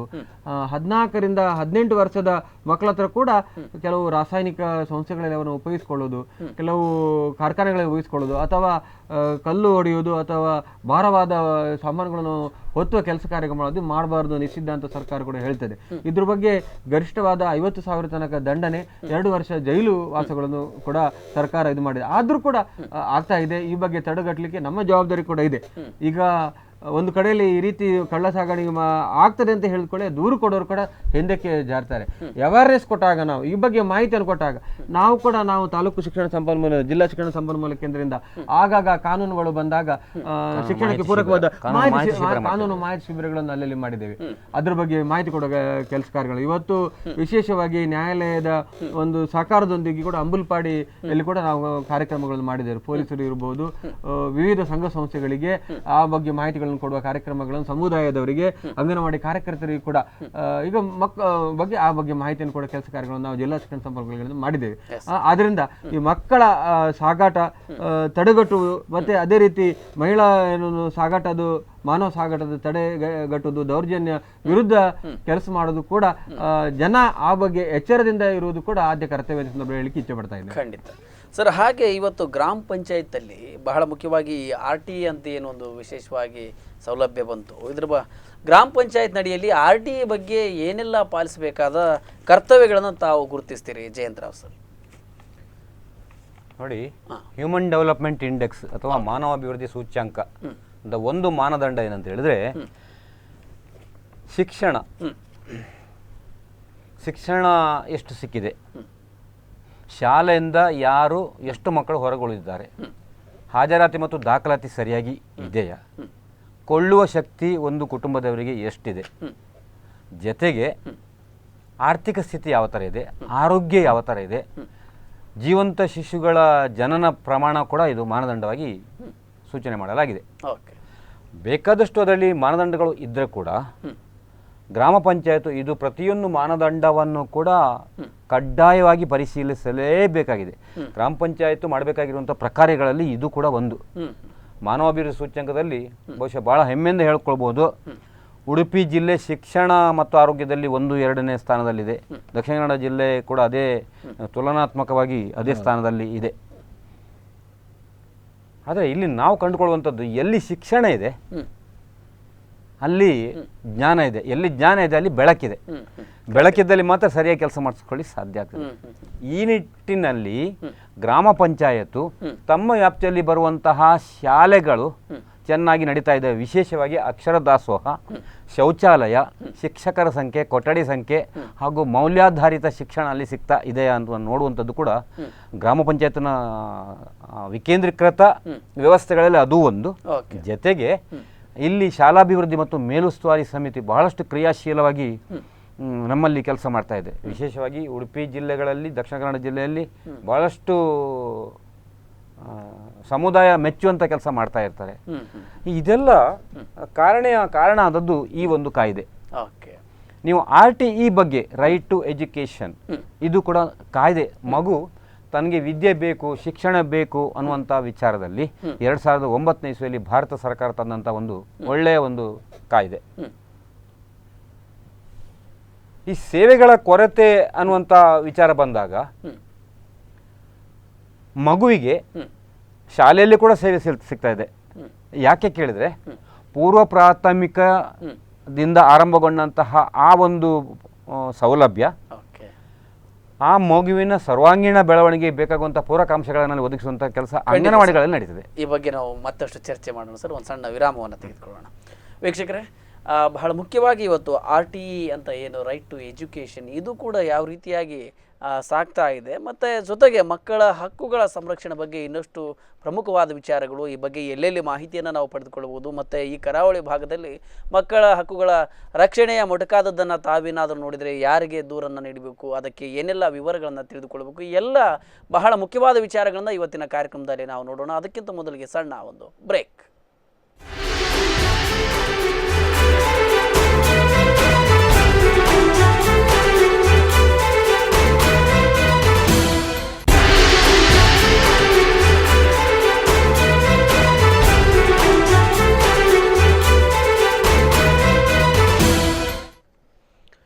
ಎಸ್ ವೀಕ್ಷಕರೇ, ಮಕ್ಕಳ ಹಕ್ಕುಗಳ ಸಂರಕ್ಷಣೆ ವಿಷಯವಾಗಿ ಇವತ್ತು ಬಹಳ ಮುಖ್ಯವಾಗಿ ಒಂದು ಚರ್ಚೆ ನಡೀತಾ ಇದೆ. ಮಕ್ಕಳ ಹಕ್ಕುಗಳ ಸಂರಕ್ಷಣೆಯನ್ನು ಯಾಕೆ ಮಾಡಬೇಕಾಗಿದೆ, ಇವತ್ತಿನ ಇಂದಿನ ಎಳೆಯರೇ ನಾಳಿನ ಏನು ನಾಗರಿಕರು ಅಂತಕ್ಕಂಥ ಮಾತಿನಡಿಯಲ್ಲಿ ಭವ್ಯವಾದಂಥ ಭವಿಷ್ಯತ್ತನ್ನು ನಿರ್ಮಾಣ ಮಾಡಬೇಕಾದರೆ ಸಮಾಜ, ಸರ್ಕಾರ, ಸಂಘ ಸಂಸ್ಥೆಗಳು ಮತ್ತು ಜೊತೆಗೆ ಹಿರಿಯರ ಮಾರ್ಗದರ್ಶನಕ್ಕೆ ಪೂರಕವಾದ ಅಗತ್ಯ ಚಟುವಟಿಕೆಗಳ ಪೂರೈಕೆ, ಇದೆಲ್ಲವನ್ನ ಕೂಡ ಸಮಾಜ ನಾವೆಲ್ಲರೂ ಮಕ್ಕಳಿಗೆ ಕುರಿತಂತೆ ಭರಿಸಿದಾಗ ಮಾತ್ರ ಉತ್ತಮವಾದಂಥ ಮುಂದಿನ ಪೀಳಿಗೆಯನ್ನು ನಿರೀಕ್ಷೆ ಮಾಡಲು ಸಾಧ್ಯ ಅಂತಕ್ಕಂಥ ಹಿನ್ನೆಲೆಯಲ್ಲಿ ಒಂದು ಮಕ್ಕಳ ಹಕ್ಕುಗಳ ಸಂರಕ್ಷಣೆಯ ಮಹತ್ವದ ಕುರಿತಂತೆ ಇವತ್ತು ಮಾತನಾಡ್ತಾ ಇದ್ದೇವೆ. ಬನ್ನಿ ಅತಿಥಿಗಳೊಟ್ಟಿಗೆ ಮತ್ತೊಮ್ಮೆ ಮುಂದುವರಿಯೋಣ. ಸರ್, ಕಾರ್ಯಕ್ರಮದಲ್ಲಿ ಮತ್ತೊಮ್ಮೆ ಸ್ವಾಗತ ತಮಗೆ. RTE ಬಗ್ಗೆ ತಾವು ಬಹಳ ಮುಖ್ಯವಾಗಿ ಅದು ಯಾವ ರೀತಿಯಾಗಿ ಗ್ರಾಮ ಪಂಚಾಯತ್ನಲ್ಲಿ RTE ಅಡಿಯಲ್ಲಿ ಪಾತ್ರಗಳು ಏನಿದೆ ಅನ್ನೋದ್ರ ಬಗ್ಗೆ ತಾವು ಹೇಳ್ತಾ ಇದ್ದೀವಿ, ದಯವಿಟ್ಟು ಮುಂದುವರಿಸಿ ಸರ್. ನೋಡಿ, 2009ನೇ ಇಸ್ವಿಯಲ್ಲಿ ಭಾರತ ಸರ್ಕಾರ ತಂದಂಥ ಒಂದು ಕಾಯ್ದೆ, ಕಡ್ಡಾಯ ಶಿಕ್ಷಣ ಹಕ್ಕು ಕಾಯ್ದೆ ಅಂತೇಳಿ. ಇದು 6ರಿಂದ 14 ವರ್ಷಗಳವರೆಗಿನ ವಯೋಮಿತಿಯ ಮಕ್ಕಳಿಗೆ ಇದು ಲಾಗು ಆಗ್ತಾ ಇದೆ. ಅದು ಕೂಡ ಯಾವ ಥರ ಅಂತ ಹೇಳಿದ್ರೆ ಸಂಪೂರ್ಣ ಉಚಿತ. ಬಹುಶಃ ಗ್ರಾಮ ಪಂಚಾಯತ್ನ ಪಾತ್ರ ಏನು ಅಂತ ಕೇಳುವಂಥ ಸಂದರ್ಭದಲ್ಲಿ ಒಳ್ಳೆ ಪ್ರಶ್ನೆ ಕೇಳಿದ್ರಿ ನೀವು. ಗ್ರಾಮ ಪಂಚಾಯತು ಬಹಳಷ್ಟು ಆಸಕ್ತಿಯಿಂದ ಗಮನಿಸಬೇಕಾಗ್ತದೆ. ಯಾವುದೇ ತುಲನಾತ್ಮಕವಾಗಿ ಗ್ರಾಮ ಪಂಚಾಯತ್ ಮತ್ತೊಂದು ಗ್ರಾಮ ಪಂಚಾಯತ್ನ ಡೆವಲಪ್ಮೆಂಟನ್ನು ವೀಕ್ಷಿಸಿದಾಗ ಆ ಗ್ರಾಮ ಪಂಚಾಯತ್ ವ್ಯಾಪ್ತಿಯಲ್ಲಿ ಬರುವಂಥ ಶಾಲೆಯಿಂದ ಹೊರಗಿಳಿದ ಮಕ್ಕಳ ಬಗ್ಗೆ ಅಥವಾ ಬಾಲಕಾರ್ಮಿಕತೆಯ ಬಗ್ಗೆ, ಜೊತೆಗೆ ಅಲ್ಲಿ ಲೈಂಗಿಕ ದೌರ್ಜನ್ಯ ಆಗಿದೆ ಅನ್ನುವ ಬಗ್ಗೆ ಕೂಡ ತಿಳ್ಕೊಳ್ಬೇಕಾಗ್ತದೆ. ಈ ನಿಟ್ಟಿನಲ್ಲಿ 2009ನೇ ಇಸ್ವಿಯಲ್ಲಿ ಭಾರತ ಸರ್ಕಾರ ತಂದಂಥ ಕಾಯ್ದೆ ಬಹುಶಃ ಕರ್ನಾಟಕ ಸರ್ಕಾರ 2011ರಲ್ಲಿ ಅನುಷ್ಠಾನಗೊಳಿಸಿತ್ತು ಅಲ್ವಾ ಭಂಡಾರ್ಕರ್ರೆ? ಅನುಷ್ಠಾನಗೊಳಿಸಿತ್ತು. ಅತ್ಯಂತ ಸ್ಫೂರ್ತಿಯುತವಾಗಿ ಆರಂಭಗೊಂಡಂಥ ಈ ಒಂದು ಕಾರ್ಯಕ್ರಮ ಇವತ್ತು ಜನ ತಿಳ್ಕೊಂಡದ್ದು ಏನಂತಂದರೆ, ಅದರಲ್ಲಿ 25% ಸ್ಥಳೀಯ ಖಾಸಗಿ ಅಥವಾ ಆ ಮಗು ಕೇಳಿದಂಥ ಶಾಲೆಯಲ್ಲಿ ಶಿಕ್ಷಣ ಒದಗಿಸಬೇಕು ಅಂತೇಳಿ ಕಾಯ್ದೆ ಹೇಳ್ತದೆ. ಈ ಮಾಹಿತಿಯನ್ನು ಗ್ರಾಮ ಪಂಚಾಯತ್ನವರು ಕೊಡಲೇಬೇಕಾಗಿದೆ, ಜನರಲ್ ಪಬ್ಲಿಕ್ನವರಿಗೆ ಅಥವಾ ಸಮುದಾಯದವರಿಗೆ, ಆ ಗ್ರಾಮ ಪಂಚಾಯತ್ ವ್ಯಾಪ್ತಿಯಲ್ಲಿರುವಂಥ ಜನರಿಗೆ. ಹಲವಾರು ಮಾನದಂಡಗಳು, ಬಹಳಷ್ಟು ಆಗಾಗ್ಗೆ ಬದಲಾಗುವಂಥ ಮಾನದಂಡಗಳೊಂದಿಗೆ, ವಿಪರೀತ ಸ್ಪರ್ಧೆಗಳೊಂದಿಗೆ ಇವತ್ತು ಜನ ಈ RTE ಪ್ರಯೋಜನವನ್ನು ಪಡ್ಕೊಳ್ತಿದ್ದಾರೆ. ಆದರೆ ಗ್ರಾಮ ಪಂಚಾಯತಿನ ನೇರ ಹೊಣೆಗಾರಿಕೆ ಏನಂದರೆ, ಯಾವುದೇ ಒಂದು ಮಗು ಶಾಲೆಯಿಂದ ಹೊರಗೆ ಉಳಿಯುವಂತಿಲ್ಲ, ಅವಕಾಶ ವಂಚಿತ ಮಕ್ಕಳನ್ನು ಅವಕಾಶ ಕಲ್ಪಿಸುವಂಥ ಏಕೈಕ ಉದ್ದೇಶ, ಜೊತೆಗೆ ಮೌಲ್ಯಾಧಾರಿತ ಶಿಕ್ಷಣ ನೀಡುವಲ್ಲಿ ಸ್ಥಳೀಯ ಶಾಲೆಗಳೊಂದಿಗೆ ಸಹಕರಿಸುವಂಥದ್ದು. ಓಕೆ. ಈ ಕಾಯ್ದೆಯಲ್ಲಿ ಏನು ಹೇಳಿದೆ ಅಂತ ಹೇಳಿದ್ರೆ, ಪ್ರತಿಯೊಂದು ಮಗುವಿಗೆ ಉಚಿತ ಕಡ್ಡಾಯ ಎಲಿಮೆಂಟರಿ ಶಿಕ್ಷಣವನ್ನು ಒದಗಿಸಬೇಕು. ಓಕೆ. ಕಡ್ಡಾಯ. ಇದರ ಬಗ್ಗೆ ಪ್ರತಿ ವರ್ಷ ಶಾಲಾ ಆರಂಭದ 15 ದಿನಗಳ ಮುಂಚಿತವಾಗಿ ಇದನ್ನು ಪರಿಶೀಲನೆ ಮಾಡುವಂಥ ಅವಕಾಶ ಮತ್ತು ಅವಕಾಶ ಮಾತ್ರ ಅಲ್ಲ, ಈ ಅವಕಾಶವನ್ನು ಖಂಡಿತವಾಗಿಯೂ ಉಪಯೋಗ ಮಾಡಿಕೊಳ್ಳುವಂಥದ್ದು ಗ್ರಾಮ ಪಂಚಾಯತ್ ಕಡ್ಡಾಯ ಪ್ರಕಾರಗಳಲ್ಲಿ ಒಂದಾಗಿದೆ. ಓಕೆ. ಅದರಲ್ಲೂ ಸಾಮಾಜಿಕವಾಗಿ ಹಿಂದುಳಿದಂಥ ಯಾವುದು ಮಗು ಇದೆ ಅವರನ್ನು ಗುರುತಿಸುವಂಥ ಕೆಲಸ ಮೊದಲಾಗಬೇಕಾಗಿದೆ. ಓಕೆ. ಸ್ವಾತಂತ್ರ್ಯ ಸಿಕ್ಕಿ ನಾಡ್ದಿಗೆ ನಾವು 70ನೇ ಸ್ವಾತಂತ್ರ್ಯೋತ್ಸವ ಆಚರಣೆ ಮಾಡ್ತಿದ್ದೇವೆ. ಈ ಸಂದರ್ಭದಲ್ಲಿ ಆರ್ಥಿಕವಾಗಿ, ಸಾಮಾಜಿಕವಾಗಿ, ಶೈಕ್ಷಣಿಕವಾಗಿ, ಸಾಂಸ್ಕೃತಿಕವಾಗಿ ಹಿಂದುಳಿದಂತಹ ಏನು ಆ ಕುಟುಂಬದ ಇದೆ ಅವರನ್ನು ಗುರುತಿಸಲೇಬೇಕು. ಉಳ್ಳವರು ಬೇಕಾದಷ್ಟು ಕಡೆ ಕಳಿಸ್ತಾರೆ, ಆದರೆ ಇಲ್ಲದವರಿಗೆ ಈ ಒಂದು ಕಾಯ್ದೆ ಒಳ್ಳೆ ನೆರವು ಆಗ್ತದೆ ಅನ್ನುವಂಥ ಅಭಿಪ್ರಾಯ. 2 ಲಕ್ಷ ಆದಾಯ, ಅದನ್ನು ಕೂಡ ಆದಾಯ ಮಿತಿಯನ್ನು ಕೂಡ ಜಾಸ್ತಿ ಮಾಡಿದ್ದಾರೆ. ಜೊತೆಗೆ ಅವರ ಜೀವನ ಮಟ್ಟವನ್ನು ಸುಧಾರಿಸುವ ನಿಟ್ಟಿನಲ್ಲಿ ಬಹಳಷ್ಟು ಪ್ರಯೋಜನಕಾರಿಯಾಗುವಂಥ ಕಾರ್ಯಕ್ರಮಗಳು ಕೂಡ ಸರ್ಕಾರ ಹಾಕೊಂಡಿದೆ. ಇದರ ಹೊರತಾಗಿಯೂ ಆ ಮಗು ಅವಕಾಶ ವಂಚಿತ ಆಗಬಾರ್ದು ಅನ್ನುವಂಥದ್ದು. ವಿಶೇಷವಾಗಿ ಪಾಠಕ್ಕೆ ಬೇಕಾಗುವಂತಹ ಕಟ್ಟಡಗಳು, ಜೊತೆಗೆ ಶಿಕ್ಷಕ ವೃಂದ, ಕಲಿಕೆಯ ಸಾಮಗ್ರಿಗಳು ಮೊದಲಾದ ಸೌಕರ್ಯಗಳು ಶಾಲೆಗೆ ಒದಗಿಸಿದ ಇಲ್ವಾ ಅನ್ನುವಂಥ ನೋಡುವಂಥದ್ದು. ಶೌಚಾಲಯ ಚೆನ್ನಾಗಿ ನಡೀತದೆಯಾ, ಪರಿಶುದ್ಧವಾದಂಥ ಸಾತ್ವಿಕವಾದಂಥ ಆಹಾರ, ಬಿಸಿ ಊಟದ ನೆಲೆಯಲ್ಲಿ, ಜೊತೆಗೆ ಕರ್ನಾಟಕ ಸರ್ಕಾರದ ಒಳ್ಳೆಯ ಕಾರ್ಯಕ್ರಮ ಮಕ್ಕಳಿಗೆ ಮಧ್ಯಾಹ್ನದ ಬಿಸಿಯೂಟ ಜೊತೆ ಹಾಲು ಕೊಡುವಂಥದ್ದು. ಬಹಳಷ್ಟು ಬಹುತೇಕ ನಾವು ಗ್ರಾಮ ಪಂಚಾಯತ್ನ ಕೆಲವು ಶಾಲೆಗಳಿಗೆ ಸಂಬಂಧಿಸಿದಂತೆ ಸಂದರ್ಶಿಸಿದಾಗ ಮಕ್ಕಳಲ್ಲಿ ಏನೋ ಒಂಥರದ ಆರೋಗ್ಯಕರ ಬೆಳವಣಿಗೆ ಕಂಡು ಬಂತು. ಅವರ ಮಾನಸಿಕ ಮತ್ತು ದೈಹಿಕ ಆರೋಗ್ಯ ಕೂಡ ಬೆಳವಣಿಗೆ ಆದದ್ದು ಕಂಡು ಬಂದಿತ್ತು. ತನ್ನ ಭೌಗೋಳಿಕ ಪ್ರದೇಶದಲ್ಲಿ ಬರುವಂತಹ ಎಲ್ಲ ಶಾಲೆಗಳನ್ನ ಉಸ್ತುವಾರಿ ಮಾಡುವಂತಹ ಕೈಂಕರ್ಯವನ್ನ ಈ ಗ್ರಾಮ ಪಂಚಾಯತ್ ನಡೆಸ್ಕೊಳ್ಳುವಂಥದ್ದು ಕಡ್ಡಾಯವಾಗಿರ್ತದೆ ಸರ್. ಕಡ್ಡಾಯವಾಗಿರ್ತದೆ ಸರ್. ಹಾಗೇನೆ ಬಹಳ ಮುಖ್ಯವಾಗಿ ಈ ಚೈಲ್ಡ್ ರೈಟ್ ಕ್ಲಬ್ ಅಂತಕ್ಕಂಥದ್ದನ್ನ ಕೇಳಿದ್ದೇವೆ, ಮತ್ತೆ ಅಲ್ಲಲ್ಲಿ ಒಂದಷ್ಟು ಚೈಲ್ಡ್ ರೈಟ್ ಕ್ಲಬ್ಗಳ ಬಗ್ಗೆ ಒಂದಷ್ಟು ಆಕ್ಟಿವ್ ಆಗಿರ್ತಕ್ಕಂಥದ್ದು ಕೂಡ ನೋಡಿದ್ದೇವೆ. ಏನಿದು ಚೈಲ್ಡ್ ರೈಟ್ ಕ್ಲಬ್, ಯಾವ ರೀತಿಯಾಗಿದ್ದು ಈಗ ಸದ್ಯಕ್ಕೆ ಕೆಲಸ ಮಾಡ್ತಾ ಇದೆ? ಮಕ್ಕಳ ಹಕ್ಕುಗಳ ಕ್ಲಬ್ ಅಂತ ಅದು ಪ್ರತಿ ಶಾಲೆಯಲ್ಲಿ ಮಕ್ಕಳ ಹಕ್ಕುಗಳ ಕ್ಲಬ್ಗಳನ್ನು ಮಾಡ್ಲಿಕ್ಕಿದೆ. ಅದೇ ಹೇಳಿದ್ರೆ ಶಾಲೆಯಲ್ಲಿನ ಕುಂದುಕೊರತೆಗಳು, ಇವತ್ತು ಪ್ರತಿ ಶಾಲೆ ಒಂದು ದೂರು ಪೆಟ್ಟಿಗೆ ಇರ್ತದೆ. ಆ ದೂರು ಪೆಟ್ಟಿಗೆಯಲ್ಲಿ ಇವರು ದೂರುಗಳನ್ನು ಹಾಕ್ಬೋದು. ಶಾಲೆ ಯಾವುದೇ ಇರ್ಬೋದು, ಸಮಯದ ಬಗ್ಗೆ ಇರ್ಬೋದು, ಶಾಲೆ ಪ್ರಾರಂಭವಾಗೋದು, ಶಾಲೆಯಲ್ಲಿ ಬಿಸಿಯೂಟದ ಏನು ನ್ಯೂನತೆಗಳಿದ್ದರೆ ಅದ್ರ ಬಗ್ಗೆ ಇರ್ಬೋದು, ಏನು ಅವರಿಗೆ ಶಿಕ್ಷಕರ ಕೊರತೆ ಇರ್ಬೋದು. ನಿಮಗೆ ಮೊನ್ನೆ ಗೊತ್ತಿರ್ಬೋದು, ಎಲ್ಲಿ ಅದು ಒಬ್ಬ ಹುಡುಗ ಇಲ್ಲಿ ದಕ್ಷಿಣ ಕನ್ನಡ ಜಿಲ್ಲೆಯಲ್ಲಿ ಗೃಹ ಸಚಿವರಿಗೆ ಮೆಸೇಜ್ ಮಾಡಿ ನಿಮ್ಗೆ ಗೊತ್ತಿದೆ, ಶಾಲೆಯಲ್ಲಿ ನಮ್ಮದು 4 ಶಿಕ್ಷಕರನ್ನು ವರ್ಗಾವಣೆ ಮಾಡ್ತಾ ಇದ್ದಾರೆ, ನಮಗೆ ಕಳಿಸಿದ್ರೆ ಇಲ್ಲಿ ಶಿಕ್ಷಣದ ಏನು ಗುಣಮಟ್ಟದ ಕಡಿಮೆ ಆಗ್ತಿದೆ, ನಮಗೆ ಶಿಕ್ಷಕರು ಕಮ್ಮಿ ಆಗ್ತಾರೆ ಅಂತ ಕೇಳಿಸಿದ್ದು. ಸರ್ಕಾರ ಮತ್ತೆ ಅಧಿಕಾರಿಗಳು ಮತ್ತು ಸರ್ಕಾರ ಸ್ಪಂದಿಸುವುದು ಅದೆಲ್ಲ ಇದ್ದದೆ. ಅದು ನಿಜವಾಗಿ ಇದು ಎಚ್ಚರ ನೋಡಿ, ಇದು ಮಗು ಎಷ್ಟು ಎಚ್ಚರಗೊಂಡಿದೆ ನೋಡಿ. ನಮ್ಮ ಶಾಲೆಯಲ್ಲಿ ಹೀಗಾಗ್ತದೆ ಕೂಡ, ಮಗು ಮನೆ ಇದರಲ್ಲಿ ಕೂಡ ಅಲ್ಲಿ ಕೂಡ ಒಂದು ಕ್ಲಬ್ಗಳನ್ನು ಮಾಡಿದ್ದಾರೆ, ಸಂಸತ್ ಅಂತ ಮಾಡಿದ್ದಾರೆ. ಅಲ್ಲಿ ಗೃಹ ಸಚಿವ ಶಾಲೆಯಲ್ಲಿ ಕೂಡ ಅದು ಎಲ್ಲ ಪರಿಕಲ್ಪನೆ ಮಾಡೋದು, ಸಂಸತ್ ಎಂಬ ಒಂದು ಪರಿಕಲ್ಪನೆ ಶಾಲೆಯಲ್ಲಿ ಮಾಡೋದ್ರಿಂದ ರಾಜಕೀಯದ ಬಗ್ಗೆ ಪ್ರಾರಂಭಿಕ ಹಂತದಲ್ಲಿ ಮಗುವಿಗೆ ಏನು ನಾವು ಶಿಕ್ಷಣ ಕೊಟ್ಟಾಗೆ ಆಗ್ತದೆ. ಅದರಿಂದ ಈ ಮಕ್ಕಳ ಹಕ್ಕುಗಳ ಕ್ಲಬ್ ಇದೆ. ಇದು ಅಷ್ಟೇ ಅಲ್ಲ, ಸಾಹಿತ್ಯದ ಬಗ್ಗೆ ಕೂಡ, ಅದು ಸಾಹಿತ್ಯದ ಬಗ್ಗೆ ಕೂಡ ಚರ್ಚೆಗಳು ಮಾಡಬಹುದು. ಆಗ ಸಾಹಿತ್ಯದಲ್ಲಿ ಭಾಗವಹಿಸುವಿಕೆ ಜಾಸ್ತಿ ಆಗ್ತದೆ. ಭಾಗವಹಿಸುವಿಕೆ ಬಗ್ಗೆ ಆಗಿ ಸಾಹಿತ್ಯದ ಬಗ್ಗೆ ಹೆಚ್ಚಿನ ವಿಚಾರಗಳನ್ನು ತಿಳಿದುಕೊಳ್ತಾರೆ. ಅಷ್ಟೇ ಅಲ್ಲ, ಪ್ರತಿದಿನ ಪತ್ರಿಕೆಗಳನ್ನು ಓದುವುದರಿಂದ, ಪತ್ರಿಕೆಗಳಲ್ಲಿ ಬರುವ ಮಾಹಿತಿಗಳ ಬಗ್ಗೆ ಚರ್ಚೆ ಮಾಡುವುದರಿಂದ, ರಾಜಕೀಯ ಸ್ಥಿತಿಗತಿಗಳ ಬಗ್ಗೆ ಮಕ್ಕಳು ಕೂಡ ಭಾಗವಹಿಸುವುದರಿಂದ, ಇವತ್ತು ಏನು ಕಾಲೇಜು ಆದರೂ ಕೂಡ ಇವತ್ತು ಯಾರು ಶಿಕ್ಷಣ ಮಂತ್ರಿ ಯಾರು ಅಂತ ಕೇಳಿದ್ರೆ ಗೊತ್ತಿರುವುದಿಲ್ಲ ಕೆಲವು ಮಕ್ಕಳಿಗೆ, ರಾಜಕೀಯದಲ್ಲಿ ಯಾರು ಇವತ್ತು ಕೈಗಾರಿಕೆ ಮಂತ್ರಿ ಅಂತ ಗೊತ್ತಿರುವುದಿಲ್ಲ. ಮತ್ತೆ ಆ ಬಗ್ಗೆ ಹೆಚ್ಚು ಇರುವುದಿಲ್ಲ, ಶಿಕ್ಷಣದ ಬಗ್ಗೆ ಕೇವಲ ಫೋಕಸ್ ಕೊಟ್ಟಿರ್ತಾರೆ. ಇದು ಹಾಗೆಲ್ಲ ಮಕ್ಕಳ ಹಕ್ಕುಗಳ ಕ್ಲಬ್ಗಳನ್ನು ಮಾಡೋದು. ಅದಕ್ಕೋಸ್ಕರ ತಮ್ಮ ಪ್ರಾರಂಭಿಕ ಹಂತದಲ್ಲಿಯೇ ತನ್ನ ಮಗು ಇರುವಾಗಲೇ ಆತನ ಹಕ್ಕುಗಳೇನು, ಆತ ಏನು ಕರ್ತವ್ಯಗಳು, ಜವಾಬ್ದಾರಿಗಳನ್ನು ಇದನ್ನು ತಿಳಿದುಕೊಳ್ಳಿಕ್ಕೆ. ಇದರಿಂದ ನೋಡಿ, ಇವತ್ತು ನಾವು ಗಿಡ ನೆಡ್ಲಿಕ್ಕೆ ಹೇಳ್ತೇವೆ, ಆ ಒಂದು ಮೆಸೇಜ್ ಅನ್ನು ಮಗುವಿಗೆ ಕೊಟ್ಟರೆ ಅದು ಮಗು ಮನೆಯಲ್ಲಿ ಹೇಳ್ತದೆ. ಹೀಗೆ ನಮ್ಮ ಹಕ್ಕುಗಳ ಕ್ಲಬ್ನಲ್ಲಿ ಚರ್ಚೆ ಆಗಿದೆ, ಗಿಡ ನೆಡಬೇಕಂತ ಹೇಳ್ತಾರೆ, ಅದು ಮನೆಯಲ್ಲಿ ಹೇಳ್ತಾರೆ. ಗಿಡ ನೆಡೋದ್ರಿಂದ ಏನಾಗ್ತದೆ, ಆಮ್ಲಜನಕವನ್ನು ಹೆಚ್ಚಿಗೆ ನಾವು ಪಡೆದುಕೊಳ್ತೇವೆ, ಗಾಳಿಯನ್ನು ಪಡೆದುಕೊಳ್ತೇವೆ, ನಮಗೆ ಜೀವನಕ್ಕೆ ಒಳ್ಳೆಯದಾಗ್ತದೆ. ಅದನ್ನು ಹೇಳೋದ್ರಿಂದ ಆಮ್ಲಜನಕವನ್ನು ಪಡೆದುಕೊಳ್ಳೋದ್ರಿಂದ ರಕ್ತ ಸಂಚಾರಗಳು ಒಳ್ಳೆಯದಾಗಿ ನಮ್ಮ ಏನು ದೇಹದಾಢ್ಯತೆ ಹೆಚ್ಚುತ್ತದೆ.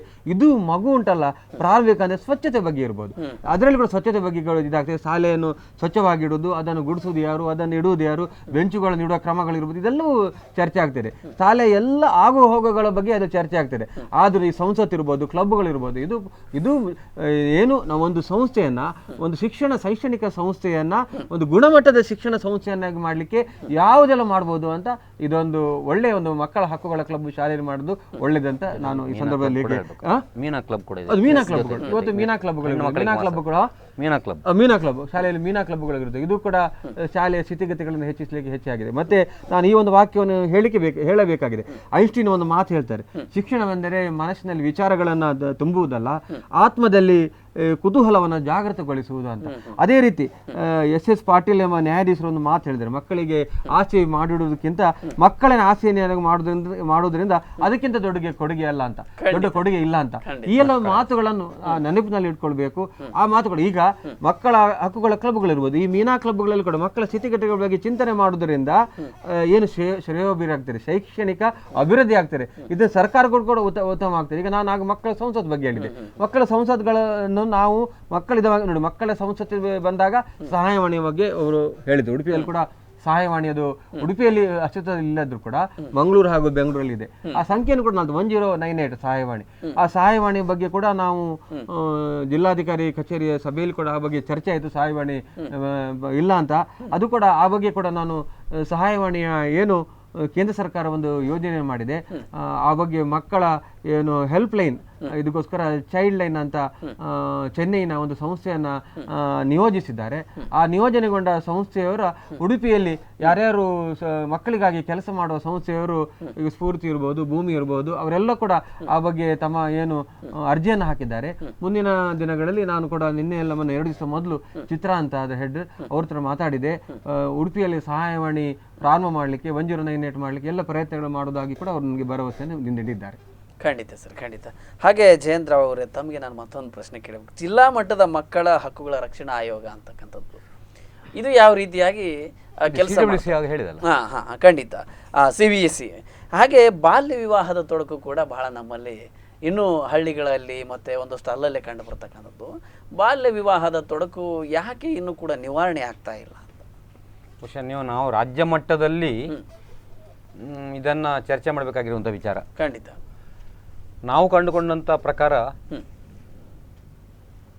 ಉತ್ತರ ಕರ್ನಾಟಕದಲ್ಲಿ ಇಂದಿಗೂ ಕೂಡ ಬಾಲ್ಯ ವಿವಾಹ ಪದ್ಧತಿ ಜಾರಿಯಲ್ಲಿ ಇದೆ. ಇರುವಾಗಲೇ ಮಗುವಿಗೆ ಮದುವೆ ಮಾಡ್ತಾರೆ, ಸೋದರ ಮಾವನಿಗೆ ಮದುವೆ ಮಾಡಿ ಕೊಡ್ತಾರೆ. ಇದು ಯಾಕೆ ಅಂದರೆ ಅಲ್ಲಿ ಹೋದಿಗೆ ನಾವು ಕೇಳಿದಾಗ ಪಂಚವಾರ್ಷಿಕ ಅಭಿವೃದ್ಧಿ ಮುನ್ನೋಟ ತಯಾರಿ ಕಾರ್ಯಕ್ರಮದ ಬಗ್ಗೆ ಉತ್ತರ ಕರ್ನಾಟಕದಾದ್ಯಂತ ಒಂದು 3 ವರ್ಷ ತಿರ್ಗಾಂತ ಅಲ್ಲಿ ಸುತ್ತಾಡುವಂಥ ಅವಕಾಶ ಬಂದಿತ್ತು. ಅಲ್ಲಿ ಕಂಡುಕೊಂಡಂಥ ಒಂದು ವಾಸ್ತವಾಂಶವನ್ನು ತಮ್ಮ ಹತ್ರ ಹೇಳ್ತೇನೆ ತಮ್ಮ ವಾಹಿನಿ ಮುಖಾಂತರ. ನೋಡಿ, ಬಾಲ್ಯ ವಿವಾಹ ನಿಷೇಧ ಕಾಯ್ದೆ 2006ನೇ ಇಸ್ವಿಯಲ್ಲಿ ಬಂದಿದೆ. ಮಕ್ಕಳ ಹಕ್ಕನ್ನು ಅನುಲಕ್ಷಿಸಿ ಈ ಕಾರ್ಯಕ್ರಮ ಅನುಚ್ಛೇದ 32ರ ಪ್ರಕಾರ. ಆದರೆ ನೀವು ಎಂಥ ಕಾಯ್ದೆ ಬಗ್ಗೆ ಮಾತನಾಡಿ, ಆ ಕಾಯ್ದೆ ಒಂದು ಬದಿಯಲ್ಲಿ ಸಮಾಧಿಯಾಗಿರ್ತದೆ. ಹೌದು. ಆ ಕಾಯ್ದೆ ಬಗ್ಗೆ ಇರುವಂಥ ಮುಂದಿನ ಆಗುವಂಥ ದುಷ್ಪರಿಣಾಮದ ಬಗ್ಗೆ ನಾವು ಚಿಂತೆ ಮಾಡ್ತಾ ಇಲ್ಲ. ಬಾಲ್ಯ ವಿವಾಹ ಅನ್ನುವಂಥದ್ದು ಈ ಹಿಂದೆ ಬಹಳ 1000 ವರ್ಷಗಳ ಹಿಂದೆ ಇದ್ದಂಥ ಒಂದು ಪದ್ಧತಿ. ಯಾವ ಥರ ಸಹಗಮನ ಪದ್ಧತಿ ಬಂತ, ಸತಿ ಸಹಗಮನ ಪದ್ಧತಿ, ಆ ಸಂದರ್ಭದಲ್ಲಿ ಅದಕ್ಕಿಂತ ಪೂರ್ವಭಾವಿಯಾಗಿ ಬಾಲ್ಯ ವಿವಾಹ ಪದ್ಧತಿ ಇತ್ತು. ಈ ಮಗು ಪ್ರೌಢಾವಸ್ಥೆಗೆ ಬರಬೇಕಾದ್ರೆ ಮುಂಚೆಯೇ ತೈನ ವೈಧವ್ಯವನ್ನು ಪ್ರಾಪ್ತಿಯಾಗುವಂಥ ಒಂದು ಅವಕಾಶ. ಬಹುಶಃ ನಮ್ಮ ದೇಶದಲ್ಲಿರುವಂತಹ ಮೌಢ್ಯಗಳುಂಟಲ್ಲ, ಮೂಢನಂಬಿಕೆಗಳು ನಾವು ಯಾವ ದಿವಸ ತೊಲಗಿಸ್ತೇವೆ, ಜೊತೆಗೆ ಶಿಕ್ಷಣದ ಬಗ್ಗೆ ನಮಗೆ ಯಾವಾಗ ಪರಿಜ್ಞಾನ ಉಂಟಾಗ್ತದೆ ಅಂದೇ ಇದಕ್ಕೆ ಎಂಡ್ ಆಗ್ಬೋದು. ಯಾಕೆ ಕೇಳಿದ್ರೆ ಇದನ್ನು ಪಾಲಿಸಿ ಪೋಷಿಸಿ ಬೆಳೆಸುವವರು ನಾವೇ. ಖಂಡಿತ ಖಂಡಿತ. ಒಂದು ಹೆಮ್ಮೆಯಿಂದ ಹೇಳಬೇಕು, ದಕ್ಷಿಣ ಕರ್ನಾಟಕದಲ್ಲಿ ಬಹುತೇಕವಾಗಿ ಇದು ಸ್ತಬ್ಧಗೊಂಡಿದೆ ಅಂತೇಳಿ ಹೇಳ್ಬೋದು. ಬಹುತೇಕ 100% ಅಂತೇಳಿ ಹೇಳಲಿಕ್ಕೆ ನನಗೂ ಧೈರ್ಯ ಇಲ್ಲ. ಯಾಕೆ ಹೇಳಿದ್ರೆ ಬೇರೆ ಬೇರೆ ಆ ಬಗ್ಗೆ ಕೊಡ್ತೇನೆ, ಒಂದು ಇಲ್ಲ ಆದ ಘಟನೆ ಬಗ್ಗೆ ಒಂದು ಉದಾಹರಣೆ. ಖಂಡಿತ ಖಂಡಿತ. ಬೇರೆ ಬೇರೆ ಸಂದರ್ಭಗಳಲ್ಲಿ ಈ ಹಿಂದೆ ಯಾಕೆ ಅಂತ ಹೇಳಿದ್ರೆ ಹಿನ್ನೆಲೆ ಸ್ವಲ್ಪ ಹೇಳ್ತೇನೆ, 1-2 ಶಬ್ದಗಳಲ್ಲಿ ಮಾತ್ರ ಹೇಳ್ತೇನೆ, ಸೆಂಟೆನ್ಸ್ಗಳಲ್ಲಿ. ನಮ್ಮ ಆಸ್ತಿ ಇನ್ನೊಬ್ಬರಿಗೆ ಹೋಗಬಾರ್ದು, ಅವಿಭಜಿತ ಕುಟುಂಬ, ನಮ್ಮ ಆಸ್ತಿ ಇನ್ನೊಬ್ಬರಿಗೆ ಹೋಗ್ಲಿಕ್ಕೆ ಕೂಡುದು ಅನ್ನುವಂಥ ನಿಟ್ಟಿನಲ್ಲಿ ಅದನ್ನು ಹದ್ದುಬಸ್ತುಗೊಳಿಸುವಂಥ ಒಂದು ಪ್ರಕ್ರಿಯೆ, ರಕ್ತ ಸಂಬಂಧಿಯವರಿಗೆ ಮದುವೆ ಮಾಡಿಕೊಡೋದು. ಆದರೆ ರಕ್ತ ಸಂಬಂಧಿಗಳಲ್ಲಿ ಮದುವೆ ಆದರೆ ಮತ್ತೆ ಮುಂದೆ ಹುಟ್ಟುವಂಥ ಮಗು ಯಾವುದೇ ರೀತಿಯ ಮಾನಸಿಕ ಹಾಗೂ ದೈಹಿಕವಾಗಿ ವಿಕಲಚೇತನ ಮಗು ಆಗ್ತದೆ ಅನ್ನುವಂಥ ಪರಿಣಾಮ, ಅದರ ಜ್ಞಾನ ಇಲ್ಲದೆ, ಅದೇ ಶಿಕ್ಷಣ ಅಂತ ಹೇಳಿದ್ರೆ ಅದೇ, ಇದು ಗೊತ್ತಿಲ್ಲ.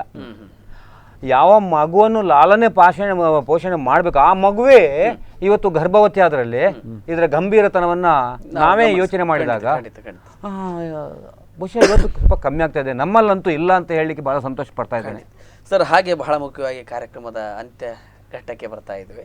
ಇವತ್ತು ಮಕ್ಕಳ ಹಕ್ಕುಗಳ ಸಂರಕ್ಷಣೆ ಕುರಿತಂತೆ ನಾವು ಯಾರಾದರೂ ಏನಾದರೂ ಸಹಾಯವನ್ನು ಮಕ್ಕಳಿಗೆ ಮಾಡುವಾಗ ಅಥವಾ ದೂರದಿಂದ ಗಮನಿಸಿದಾಗ ಇಲ್ಲಿ ಒಂದು ಮಗುವಿಗೆ ಒಂದು ಅಸಹಕಾರ ಇದೆ, ಒಂದು ಮಗುವಿಗೆ ಅಲ್ಲಿ ಭದ್ರತೆ ಇಲ್ಲ, ತಂದೆ ತಾಯಿ ಇಲ್ಲ, ಅಥವಾ ಇನ್ನೊಂದು ಈ ರೀತಿಯಾಗಿ ಅಭದ್ರತೆ ಕಾಡ್ತಕ್ಕಂಥ ಮಕ್ಕಳು ಯಾರದೇ ಗಮನಕ್ಕೆ ಬಂದರೂ ಅದಕ್ಕೆ ಸಹಕಾರ ಸರ್ಕಾರದಿಂದ ಅಥವಾ ಸಂಘ ಸಂಸ್ಥೆಗಳಿಂದ ಸಿಗೋದಾದರೆ ಅಂಥವ್ರು ಯಾರಿಗೆ ಸಂಪರ್ಕ ಮಾಡಬೇಕು, ಆ ಮಗುವನ್ನು ಎಲ್ಲಿಗೆ ಸೇರಿಸ್ಬೋದು ಅಥವಾ ಏನು ಸಲಹೆಯನ್ನು ಪಡೆದುಕೊಳ್ಬೋದು, ಆ ಬಗ್ಗೆ ಏನಾದರೂ ತಮಗೆ ಗೊತ್ತಿದ್ದ ವಿಚಾರಗಳಿದ್ದರೆ ಖಂಡಿತವಾಗ್ಲೂ ತಿಳಿಸ್ಬೋದು. ಇವತ್ತು ಮಹಿಳಾ ಮತ್ತು ಮಕ್ಕಳ ಅಭಿವೃದ್ಧಿ ಇಲಾಖೆ ಕೂಡ ಅವರು ದೂರುಗಳನ್ನು ಕೊಡ್ಬೋದು. ಮಕ್ಕಳ ರಕ್ಷಣಾ ಘಟಕ ಅಂತ ಜಿಲ್ಲೆಯಲ್ಲಿದೆ, ಅದಕ್ಕೂ ದೂರುಗಳನ್ನು ಕೊಡ್ಬೋದು. ಅದೇ ಮಕ್ಕಳ ಸಹಾಯವಾಣಿಗೆ ಕೂಡ ನಾನು ಹೇಳಿದೆ 1098 ಅದಕ್ಕೂ ದೂರುಗಳನ್ನು ಕೊಡ್ಬೋದು. ಸಂಘ ಸಂಸ್ಥೆಗಳು ಕೊಡೋಕ್ಕೆ ಇವೆ. ಇವತ್ತು ಭೂಮಿ ಇರ್ಬೋದು, ನಮ್ಮ ಭೂಮಿ ಇರ್ಬೋದು, ಇವತ್ತು ಸ್ಫೂರ್ತಿ ಇರ್ಬೋದು, ನಮ್ಮ ಜಿಲ್ಲಾ ಶಿಕ್ಷಣ ಸಂಪನ್ಮೂಲ ಕೇಂದ್ರ. ಇವತ್ತು ಮಕ್ಕಳು ಶಿಕ್ಷಣದಿಂದ ವಂಚಿತರಾಗಿದ್ದರೆ ಅವರಿಗೆ ಶಾಲೆಗೆ ಹಾಕುವ ಪ್ರಕ್ರಿಯೆಗಳನ್ನು ನಾವು ಮಾಡ್ತೇವೆ. ಇವಾಗ ಉದಾಹರಣೆಗೆ ನಾವು MIT ಬಳಿಯಲ್ಲಿ ಹೊರಗಿನ ಕಡೆಯಿಂದ ಬಂದ ಮಕ್ಕಳು, ಆಂಧ್ರದಿಂದ ಬಂದ ಮಕ್ಕಳು ಇಲ್ಲಿ ಸುಮಾರು 40-50 ಮಕ್ಕಳಿದ್ರು. ಕಳೆದ 1 ವರ್ಷಗಳ ಹಿಂದೆ ನಾವು ಅವರನ್ನು ಹತ್ತಿರದ ಶಾಲೆಗೆ ಸೇರಿಸುವ ಕೆಲಸ ಕಾರ್ಯಗಳನ್ನು ಮಾಡಿ ಅವರಿಗೆ ಟೀಚರ್ಗಳನ್ನು ಒದಗಿಸಿ ಮಾಡುವಲ್ಲಿ ನಾವು ಯಶಸ್ವಿಯಾಗಿದ್ದೇವೆ. ಇದೆಲ್ಲ ಮಾಡಲಿಕ್ಕೆ ಆಗ್ತದೆ ಈ ಸಂದರ್ಭದಲ್ಲಿ. ಜಿಲ್ಲಾ ಶಿಕ್ಷಣ ಸಂಪನ್ಮೂಲ ಕೇಂದ್ರಕ್ಕೆ ನಮಗೆ ಕೂಡ ಸಂಪರ್ಕ ಮಾಡಿದರೆ ನಾವು ಕೂಡ ಆ ಬಗ್ಗೆ ನಮ್ಮ ದೂರವಾಣಿ ಕೂಡ ನಾವು ಕೊಡ್ತೇವೆ. ನನ್ನ ಮೊಬೈಲ್ ಸಂಖ್ಯೆಯನ್ನು ಕೊಡ್ತೇನೆ.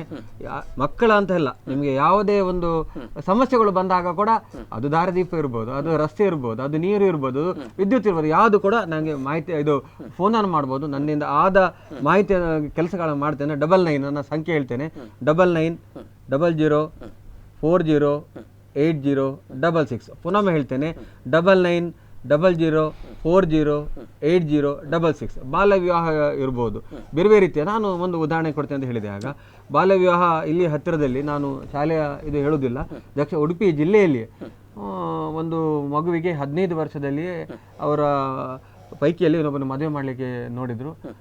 ಮದುವೆ ಮಾಡಲಿಕ್ಕೆ ನೋಡಿದಾಗ ಅಲ್ಲಿ ಶಿಕ್ಷಕ ಅದಕ್ಕೆ ವಿರೋಧ ವ್ಯಕ್ತಪಡಿಸಿದ. ನಾವು ಕೂಡ ಮಗುವಿಗೆ ಹೆಲ್ಪ್ ಮಾಡಲಿಕ್ಕೆ ಪ್ರಾರಂಭ ಮಾಡಿದ್ದು. ಮತ್ತೆ ನಮಗೆ ಗೊತ್ತಾಯ್ತು ಏನು ಹೇಳಿದರೆ, ಶಿಕ್ಷಕನೇ ಆಕೆಗೆ 15 ವರ್ಷದ ಹುಡುಗಿಯೇ ಒಂದು ಮೊಬೈಲ್ ತೆಗೆಸಿಕೊಟ್ಟಿದ್ದಾನೆ, ಅವನೇ ಕಳ್ಳ ರೀತಿಯಲ್ಲಿ ಅವನು ಫೋನ್ ಮಾಡ್ತಿದ್ದ. ಅದನ್ನು ನೋಡಿ ಆತನನ್ನು ಬಂಧಿಸುವ ಹಾಗೆ ಮಾಡಿತು. ಆತನ ಮೇಲೆ ಕಾನೂನು ಕ್ರಮ ಕೈಗೊಳ್ಳುವ ಕೆಲಸ ಕಾರ್ಯಗಳನ್ನು ಕೂಡ ನಾವು ಮಾಡಿದ್ದೇವೆ. ಇಂತಹ ಕೆಲವು ಘಟನೆ ಅಲ್ಲ, ಎಲ್ಲ ಘಟನೆಯನ್ನು ಕೂಡ ಹೇಳಿಕೆ ಕೂಡ ಕೆಲವು ಆಗುದಿಲ್ಲ. ಕೆಲವು ತೊಂದರೆಗಳು ಜಾಗೃತರಾಗಿದೆ. ಇದನ್ನು ನಾವು ಆಗಾಗ ಮಾಡ್ತೇವೆ. ಮತ್ತೆ ಮಗು ತೊಂದರೆಯಲ್ಲಿ ಇದೆ ಅಂತ ಹೇಳ್ಕೊಳ್ಳೆ, ಮಗುವನ್ನ ಯಾರು ತಂದೆ ತಾಯಿಗಳು ಶಿಕ್ಷೆಗೆ ಒಳಪಡಿಸಿರ್ಬೋದು, ಅಥವಾ ಬೇರೆಯವರು ಕುಟುಂಬದವರು ಶಿಕ್ಷೆಗೆ ಒಳಗಿರಿಸಬಾರ್ದು, ಲೈಂಗಿಕ ಇದಕ್ಕೆ ದೌರ್ಜನ್ಯಕ್ಕೆ ಉಪಯೋಗಿಸಿಕೊಂಡಿರ್ಬೋದು. ಏನೇ ಇರಲಿ, ನಮಗೆ ಒಂದು ಫೋನ್ ಮಾಡಿ ಸಾಕು. ಅದಕ್ಕೆ ಬೇಕಾದ ಕೆಲಸ ಕಾರ್ಯಗಳನ್ನ ನಾನು ಮುಂದಿನ ಕೆಲಸ ಕಾರ್ಯ ಮಾಡಲಿಕ್ಕೆ ನಾವು ಮಾಹಿತಿಯನ್ನು ಕೊಡ್ತೇವೆ. ಅವರು ಕೂಡ ಜಾಗೃತರಾಗಬೇಕು ಅಂತ ಸಂದರ್ಭದಲ್ಲಿ ನಾನು ಹೇಳಿಕೆ ಇಷ್ಟಪಡ್ತೇನೆ. ಖಂಡಿತ ಇಬ್ಬರು ಕೂಡ ಸಾಕಷ್ಟು ವಿಚಾರಧಾರೆಗಳನ್ನು ಹಂಚಿಕೊಂಡ್ರೆ, ನಿಮ್ಮ ಎಲ್ಲ ಸೇವಾ ಅನುಭವಗಳನ್ನು ಹಂಚಿಕೊಂಡ್ರು, ಮತ್ತೆ ಸೂಕ್ತವಾದಂತಹ ಸಲಹೆ ಮಾರ್ಗದರ್ಶನವನ್ನು ನೀಡಿದರೆ. ಕಾರ್ಯಕ್ರಮದಲ್ಲಿ ಪಾಲ್ಗೊಂಡಿದ್ದಕ್ಕೆ ಇಬ್ಬರಿಗೂ ಕೂಡ ಸಾಕಷ್ಟು ಧನ್ಯವಾದಗಳು ಸರ್. ನಮಸ್ತೆ. ವಂದನೆಗಳು. ವೀಕ್ಷಕರೇ, ಮಕ್ಕಳ ಹಕ್ಕುಗಳ ಸಂರಕ್ಷಣಾ ವಿಷಯವಾಗಿ ಇವತ್ತು ಬಹಳ ಮುಖ್ಯವಾಗಿ ಒಂದಷ್ಟು ವಿಚಾರಧಾರೆಗಳನ್ನು ಹಂಚಿಕೊಂಡಿವೆ. ಇವತ್ತಿನ ಮಕ್ಕಳ ಹಕ್ಕುಗಳ ಸಂರಕ್ಷಣೆ ತಾವೆಲ್ಲರೂ ನೋಡುವ ಹಾಗೆ, ತಾವೆಲ್ಲರೂ ಸಮಾಜದಲ್ಲಿ ಯಾವುದೇ ಮಕ್ಕಳು ಒಂದು ಅಸಹಾಯಕ್ಕೆ ಒಳಪಟ್ಟಿದ್ರೆ ಅಥವಾ ಅಭದ್ರತೆಗೆ ಒಳಪಟ್ಟಿದ್ರೆ, ಇಲ್ಲಿ ಗಣ್ಯರು ತಿಳಿಸಿದಂಥ ಒಂದಷ್ಟು ಸಂಸ್ಥೆಗಳಿಗೆ ತಾವೆಲ್ಲ ಅದನ್ನು ತಿಳಿಸಿ ಈ ಕಾರ್ಯಕ್ರಮದ ಸದುಪಯೋಗನ ಪಡಿಸ್ಕೊಳ್ಬೇಕು ಅಂತಕ್ಕಂಥ ಒಂದು ಸದಾಶಯದೊಂದಿಗೆ ಕಾರ್ಯಕ್ರಮವನ್ನು ಮುಗಿಸೋಣ. ಇದೇ ಇವತ್ತಿನ ವಿಶೇಷ. ನೋಡ್ತಾ ಇರಿ ನಿಮ್ಮೂರಿನ ನಿರಂತರ ಸುದ್ದಿ, ಮಾಹಿತಿ ಮತ್ತು ಮನೋರಂಜನೆಗಾಗಿ ಸ್ಪಂದನಾ TV. ನಮಸ್ತೆ.